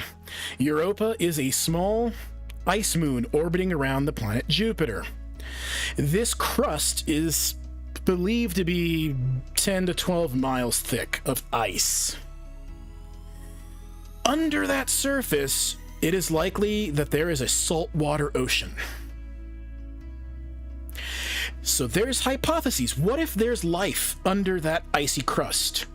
Is it going to be life we're going to recognize? Are there going to be fish floating around? Are there going to be microbes floating around? Are there going to be things that look like octopi, living, sentient beings under that surface? I don't know the answer to that. Is it fun to speculate? Sure. Why not write a story, write a song? Up to you. Use your imagination. But let astronomy be the guide to get you there. Write a Dungeons and Dragons situation, be a dungeon master, and all of a sudden everybody's warped to this planet, or this moon, I should say, where everybody's freezing on the surface, and they get under the surface and they find caverns and there's creatures or whatever. Make something up.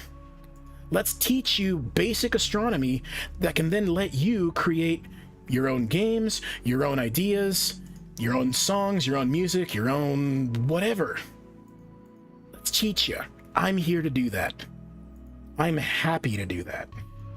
As long as I'm physically, not dead, I'll be here to teach you. As long as you're here to learn. For some people, they just want to sit here and, hear me talk. I should probably make another channel for just ASMR, and I'll read the Declaration of Independence really slow and really quiet. In a sexy voice. I don't know.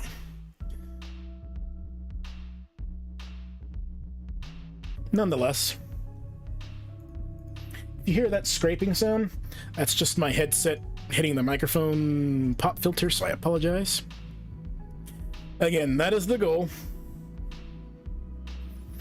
We do this every Monday and Wednesday and Friday. Monday and Wednesdays, we do planetarium shows. The sky does not really change all that much in a few days, which means if you see me on Monday, come on Wednesday, ask questions if you don't remember things, and help guide the show, because I don't want it to be the same thing over and over and over again. We can talk about constellations, we can sit down and learn some stories, because some of these constellations have interesting stories behind them. Some of them, honestly, I wasn't able to tell when I worked at a planetarium, especially to the general public, because, you know, there's an amount of decorum you want to have. You don't want to talk about certain subjects, certain trigger words, things like that, because you don't want to upset people.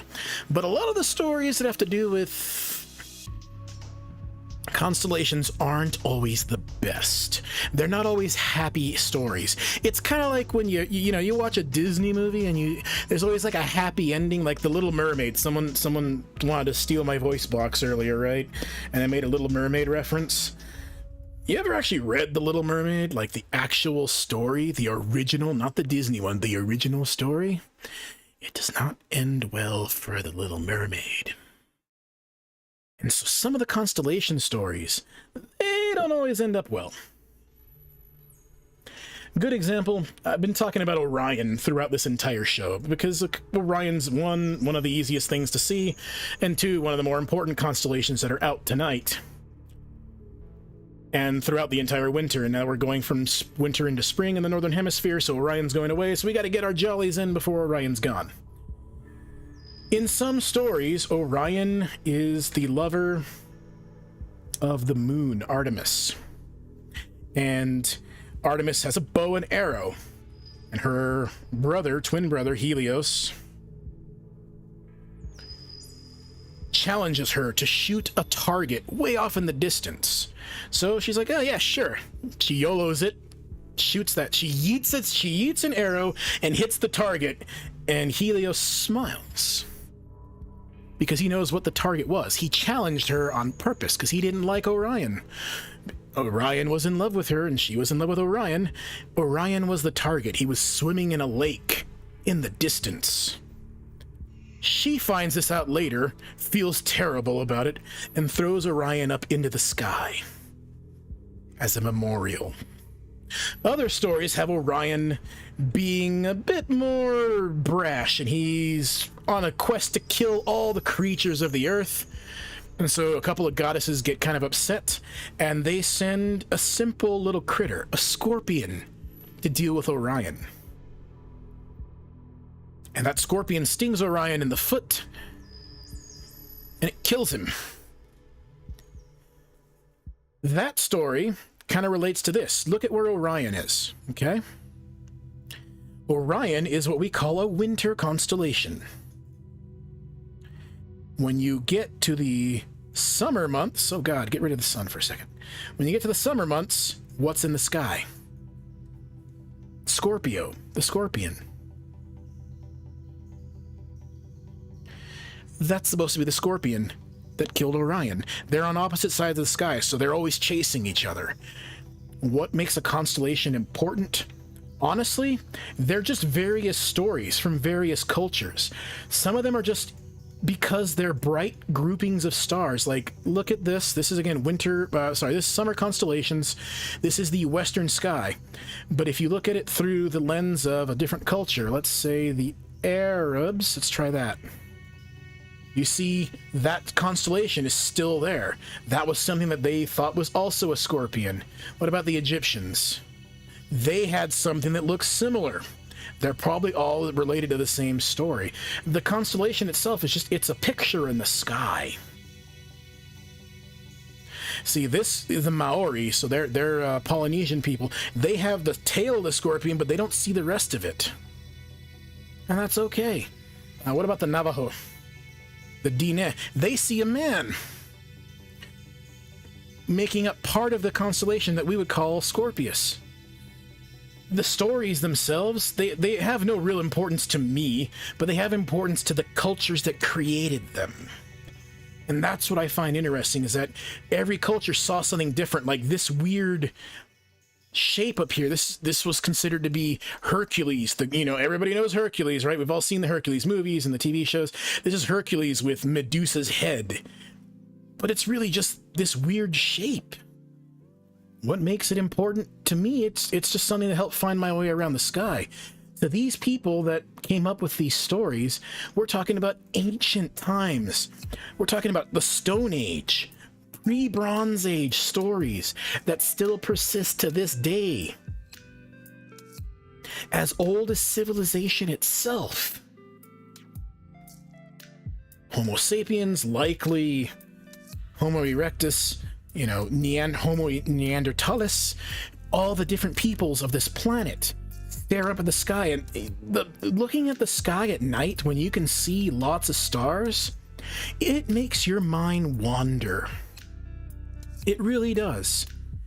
Your mind goes to places that you've never really thought of before, because it's awe-inspiring. You don't know why this bright object appears every day. The sun was considered a god.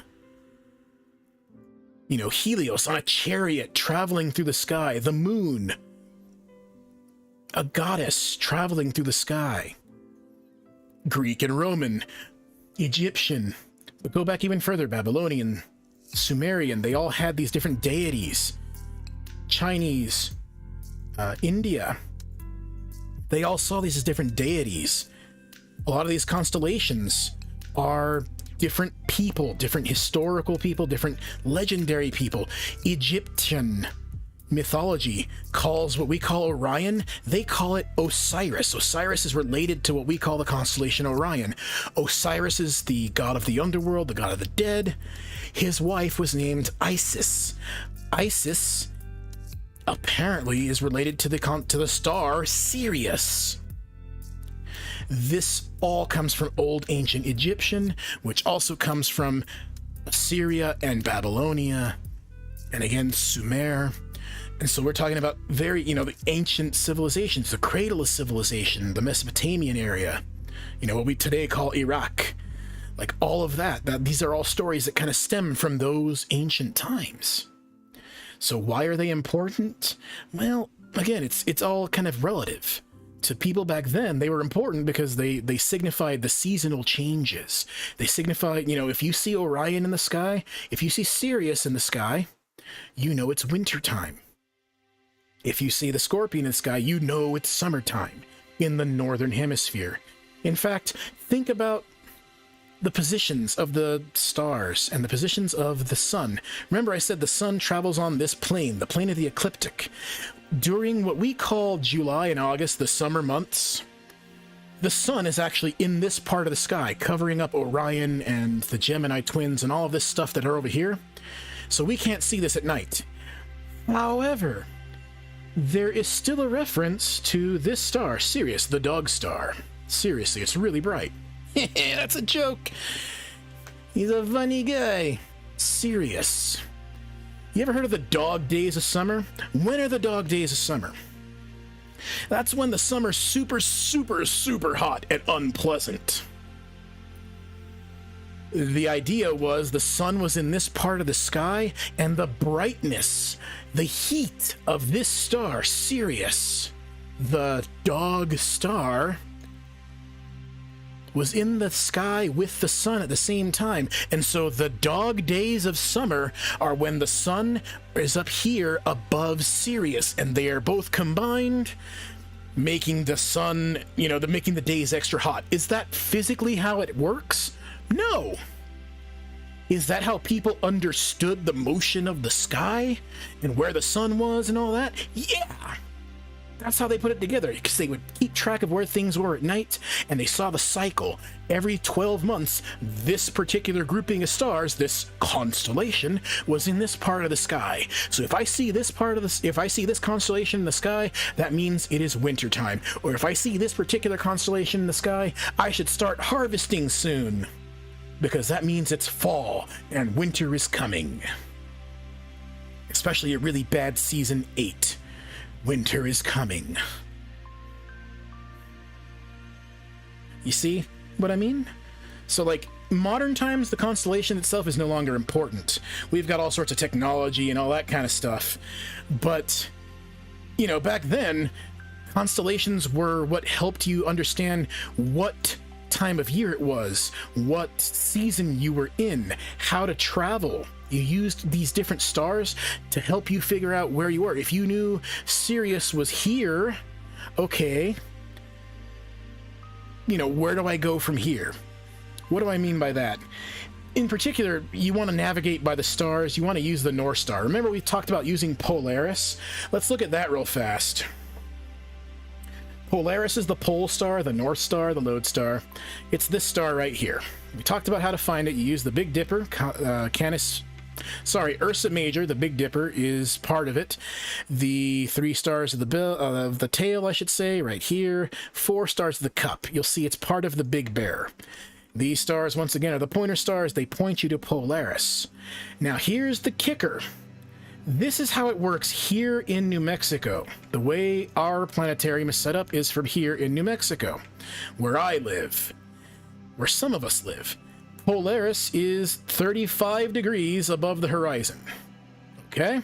Remember that number, 35. Let's say we get on a plane, if you can even do that nowadays. Let's say we get on a plane and we go to, I don't know, Vancouver. Vancouver, eh? That's a boot. Let's do the same thing. Let's find the Big Dipper. The Big Dipper's over here. And let's draw the lines. Big Dipper, 4 stars. There's the pointer stars. They point to Polaris. Okay, so Polaris is now here. Okay. Let's draw the line again. Is Polaris 35 degrees above the horizon? No. It's now 49 degrees. Well, look at the globe. Look at a map. And you see that Vancouver is more north. It's closer to the North Pole. So the closer you are to the North Pole, the higher up Polaris is in the sky. If you're directly at the North Pole, Polaris is directly above you. What's the flip side? Well, let's say we go to Miami. Welcome to Miami, where the players play.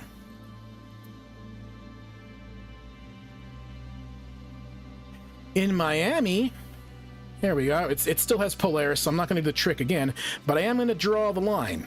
In Miami, Polaris is only 25 degrees above the horizon. So if you're closer to the equator, Polaris is very low in the sky. And this is how you can tell where you are on the planet. The higher certain stars are, and their relative locations in the sky, is how people used to navigate back before global positioning systems. Back before your phone could get you anywhere you wanted to go, you had to be able to use a sextant, a little tool that could measure angles between stars and the moon and things like that. And so knowing the constellations that were in the sky made it super important. You knew that if certain constellations were in the sky, you knew the seasons, and depending on the locations of the stars, you knew generally where you were on the planet. And if you were off course, well, good luck. Because instead of being on a plane and getting somewhere in a few hours, if you're on a boat crossing, let's say, the Atlantic Ocean, that's a few months at sea. And if you are going in the wrong direction, that could kill everybody. That'd be very, very bad. So that is a 20-minute long answer to the simple question of what makes a constellation important. Clip that. No, don't clip. That was long-winded and ridiculous, very roundabout, but it was still a valid answer to your question. A complete answer, yeah. You know, when they say show your work, that was the verbal equivalent of show your work.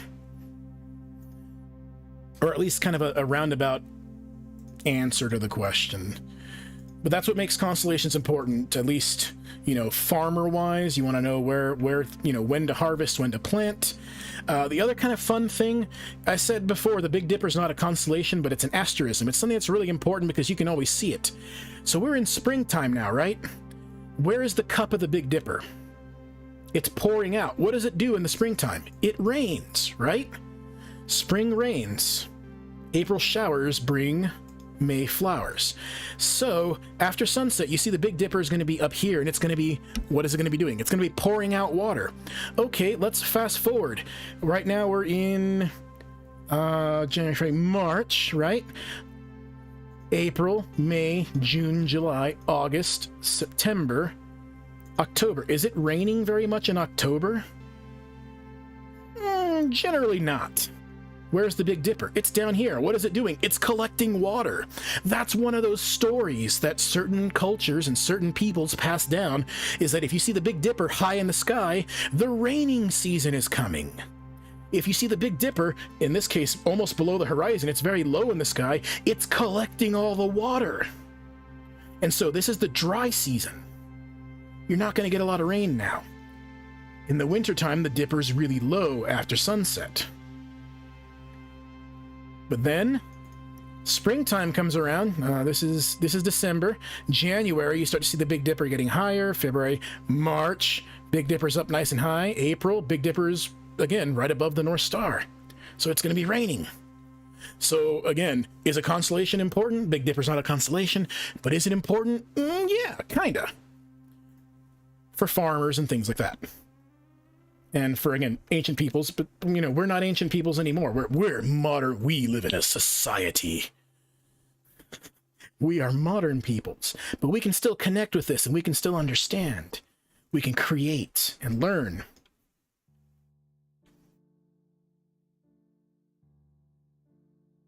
What a long-winded answer. But again, hopefully a complete one, and hopefully it kind of gives you an understanding as to why these things mattered. They definitely mattered back then. Do they matter as much now? No. If you have a cell phone or a tablet, if you have Android, just go download Google Sky and set it to night mode, because it'll turn all the constellations into a red color and then make the screen more reddish. Red colors don't hurt your eyes, don't affect your night vision as much.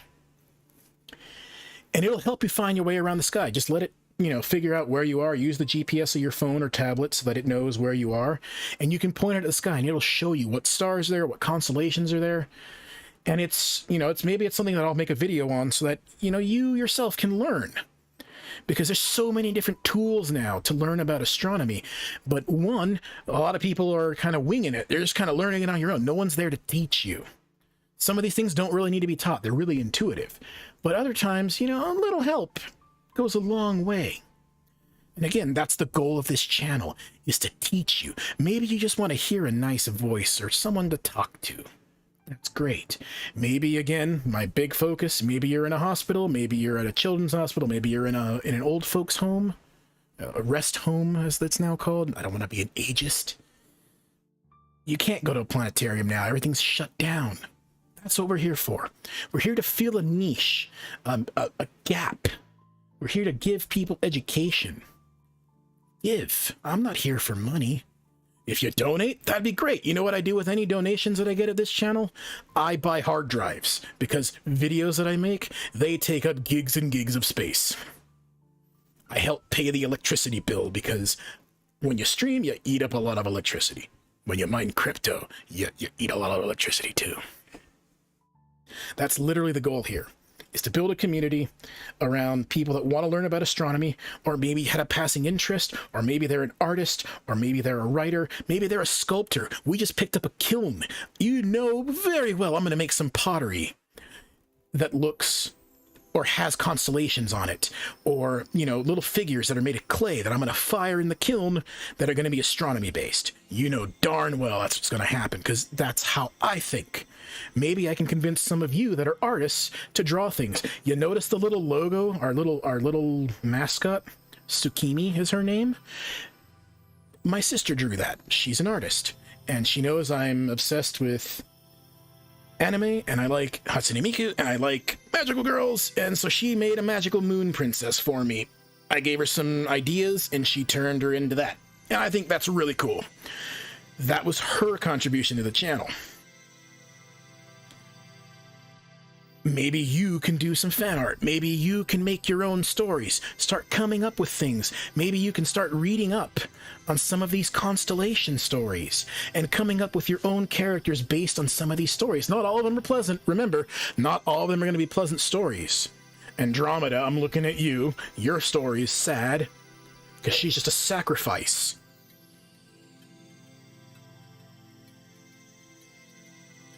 But maybe you can come up with stuff.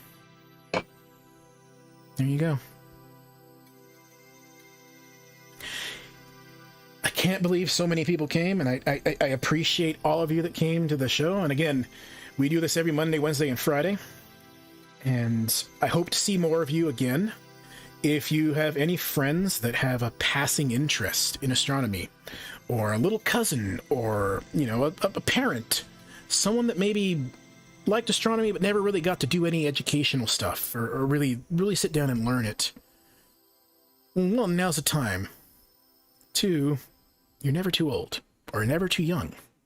My favorite thing that I ever did when I was teaching at a planetarium, I actually got to be a mentor, and I love mentoring people.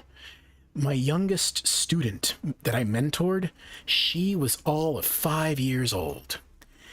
She loved astronomy. Every kid goes through a dinosaur phase, and then they go through an astronomy phase. They want to learn about the stars and the planets and every constellation story.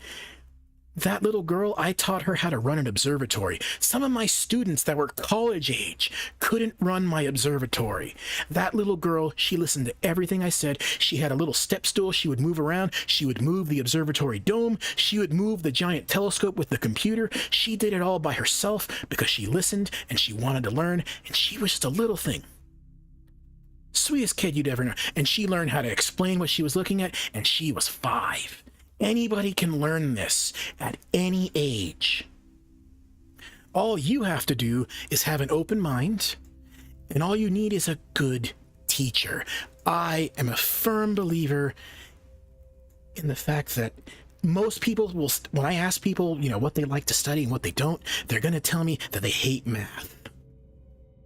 Because they think math is hard. Math can be hard. I will admit that certain things in math, some concepts can be hard.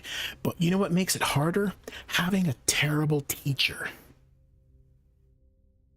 If you have a bad experience with a teacher that is uninterested in teaching the subject, uninterested in teaching you as a student, they have no interest in it, you will have the worst experience, and it will put a seed of doubt in your mind that you cannot do it. And some people that I have met said they wanted to learn astronomy, but their teacher just wasn't very interesting, and they liked the subject, but they didn't really have a good time in the class. That goes back to having a good teacher. I want to be your teacher. Please, may I be your teacher? Senpai will notice you. I will answer every question I possibly can as accurately as I can. And we'll have conversations. This isn't a one-way thing. This isn't me standing up in front of the room lecturing to you and you taking vast amounts of notes and trying to cram it all in. This is a conversation. This is a learning process. Yes, you can sit here and listen to my beautiful man voice. But again, I want you to have a small space of just calmness.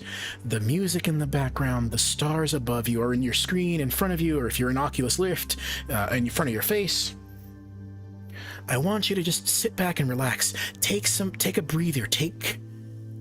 Step away from modern society for just a brief moment. Reject modernity. What's the meme? Reject modernity, return to monkey. Just let it all go. Let it go, let it go. Let it go and just sit and listen. Stay a while and listen. Let me walk you through the sky. What you learned today, some of it will still be good in a few weeks, but some of it will be different. And what do I mean by that? Well, the constellations are going to change in a few weeks. A lot of these constellations are going to be going below the horizon. Mars will still be out, but like planets, Venus and Mercury might be popping back up. Right now, if you really want to see planets, you got to be up in the early morning. Not all of us are morning people, but that's a thing. The sky is always changing. Some of it is static, so again, the constellations are going to be the same constellations season by season. Winter is going to have Orion. Springtime, you're going to have Leo. Summertime, you're going to have Scorpius. In the fall, you'll have Orion coming up late, but you'll have Aquarius and things like that, and then you have the cycle beginning again. So those things, we'll talk about them, we'll find our way around the sky. We'll talk about the summer triangle. There's a triangle of bright stars in the summer, and that all culminates on the 7th month of the 7th day, if you like Chinese or Japanese mythology. In Japanese, it's called Tanabata. That's the star festival. Has to do with a group of stars, the Milky Way, and it's actually right here. You can't see it now, but in a few weeks, in a few months, it'll be out, and we'll talk about it so that you can go out and see it and learn about a different cultural way of looking at the sky. Is that hard astronomy? Is that, numbers and facts? No, that's like mythology and stories. But it's a gateway to learning other things. We'll talk about the stars themselves and things like that in depth in pre-recorded videos. Again, Astronomy 101, that's the goal, is to have Astronomy 101 for all of you. We start out talking about how to look at the sky, how to use your hands if you have the ability to raise your hands and look up, the size of your hand, each finger is a ½ degree, your palm is 5 degrees. That, what is a degree? Why are we talking about that? There's 180 degrees in the sky. Why? How is the sky broken up? Well, you can turn the sky into a grid. Multiple grids. That's how you can find your way around the sky. Just like the Earth is broken up into a grid system, latitude and longitude, there's right ascension and declination when it comes to stars. We'll talk a little bit about that in a video so that you can play it over and over and over till you learn it. Because I can't go over it in a show, in a 2-hour time period. I'm going to try to cram the entire universe. No, that's an affront to the universe. And it's an affront to you as the viewer, because it doesn't give you everything you need to form complete and total answers to your questions of why things are the way they are, or how we use this grid to find our way around the sky. So we'll start out talking about visual astronomy, how to find your way around the sky, how to identify constellations, why stars are certain colors. That we talk about in depth later. Then we're going to talk about the Earth, which is our planet. It's our home. We'll talk about the structure of the planet Earth. We'll have my wife help out with the weather patterns and things like that. We'll talk about, Earth sciences. We'll talk about weather patterns, things like that. I'm trying to get some interviews with a storm chaser that we follow because we found him on YouTube. He unfortunately can't come here. He's in Australia, and he used to come every year to come do storm chasing here. So when we talk about the Earth, we'll talk about storms and, hurricanes and things like that. Hopefully I can get some interviews and make some good content there. And then after that, we'll start planet hopping. And so we will spend time traveling around the solar system. So here we have a blank solar system. Eventually, when we do the Astronomy 101, again, that stuff will be pre-recorded so that you can watch it as many times as you need. We'll literally go, okay, here's the sun. We'll talk about the sun, talk about the sun structure. I'll do maybe 2, maybe 3 episodes on that. And then we'll go to Mercury. And we'll visit Mercury in the planetarium, and then we'll talk about Mercury in the pre-recorded show. We'll talk about NASA video of Mercury. We'll talk about various, other space agencies that have gone past Mercury. We'll talk about the planet as best we can with knowledge we know today. Then, when we're done with that, couple of videos, and I'd figure maybe 2 videos ought to be good enough for that. Then we'll jump to Venus. Venus will take a couple of videos. We'll talk about Soviet Venera lander, the 2 that landed on the planet and then melted during the Soviet Union when they had, some landers go there. We'll talk about the planet Venus. We'll skip over Earth because that's where we're going to start. In fact, I even skipped over something. When we talk about Earth, we can't talk about just the planet Earth, can we? When we talk about the Earth, we'll talk about various things, and then we'll talk about the moon. Because the moon is our faithful companion, right? So this is all, again, part of the plan. We'll do live shows every week, every 2 or 3 times a week. You can come, ask questions. We'll talk about the way the sky is, what's in the sky. But the plan is, again, to have Astronomy 101 available to you slowly but surely. It's just a 2-person team. It's my wife and I. We're the ones making the music, unless it's this pre-downloaded stuff you hear now from YouTube. We're the ones making the artwork that's going to be in it. If it's something that maybe I've seen in a book, I can't use that artwork. I can't just go and willy-nilly pull something off the internet. So I have to load up Adobe Illustrator and, make artwork for these things, or pull NASA photos or whatever. We'll talk about the moon, then we'll talk about Mars. Mars, I will likely have to make at least 6 videos of 30 minutes each to talk about Mars. That's the more than likely scenario. And then we'll go from Mars through the asteroid belt. Then we'll go to Jupiter and Saturn and Uranus and Neptune. And then we'll talk about the outer solar system. We'll talk about Pluto, because in New Mexico, most people still consider it a planet. It's been demoted. But Clyde Tombaugh used to work at New Mexico State University. He's the guy that discovered Pluto. So we still, for the most part, consider Pluto a planet, even though scientifically that's wrong. I think my opinion doesn't really matter as to whether it's a planet or not, but Pluto is a thing. We will talk about it. And again, when those videos go up, you can watch them. They'll be there forever for free. If you like what we're doing and you want to chip in, hey, share the channel. Get more people viewing it. That way more people can view it, and then maybe one day I can get some stuff on Ko-fi or Patreon or whatever. I just like teaching. My calling on this planet in the short time that I will be here, because let's be honest, life is really, really short. The short time that I'm here, I want to leave a legacy of teaching astronomy. Will I ever be Carl Sagan? No, that man was a genius and a treasure. But I grew up watching Bob Ross and Bill Nye and Carl Sagan and LeVar Burton and Mr. Rogers. I grew up Mr. Wizard. I grew up watching all of these great scientists and educators. And that's what I want to do here with all of you guys. And girls, and non-binary pals. This is a place where we're all just here to learn, because we're all just humans. Victims of the human condition. And so with that, we've been streaming for 4 hours. So we're going to call it a day. Zux, I appreciate you sharing things, and I will join that Discord and meet all of you wonderful people once again in Discord in just a little bit.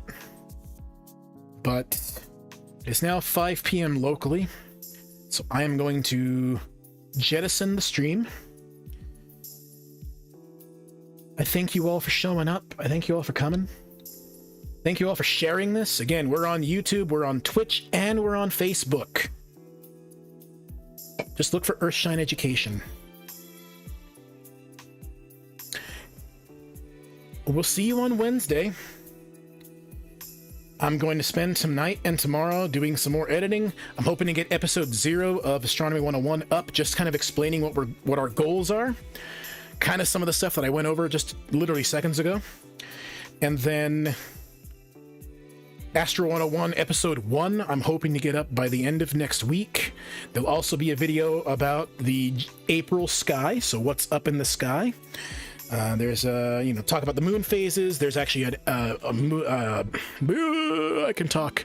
There is an a meteor shower. I should probably pronounce it properly. There's a meteor shower called the Lyrid meteor shower in April.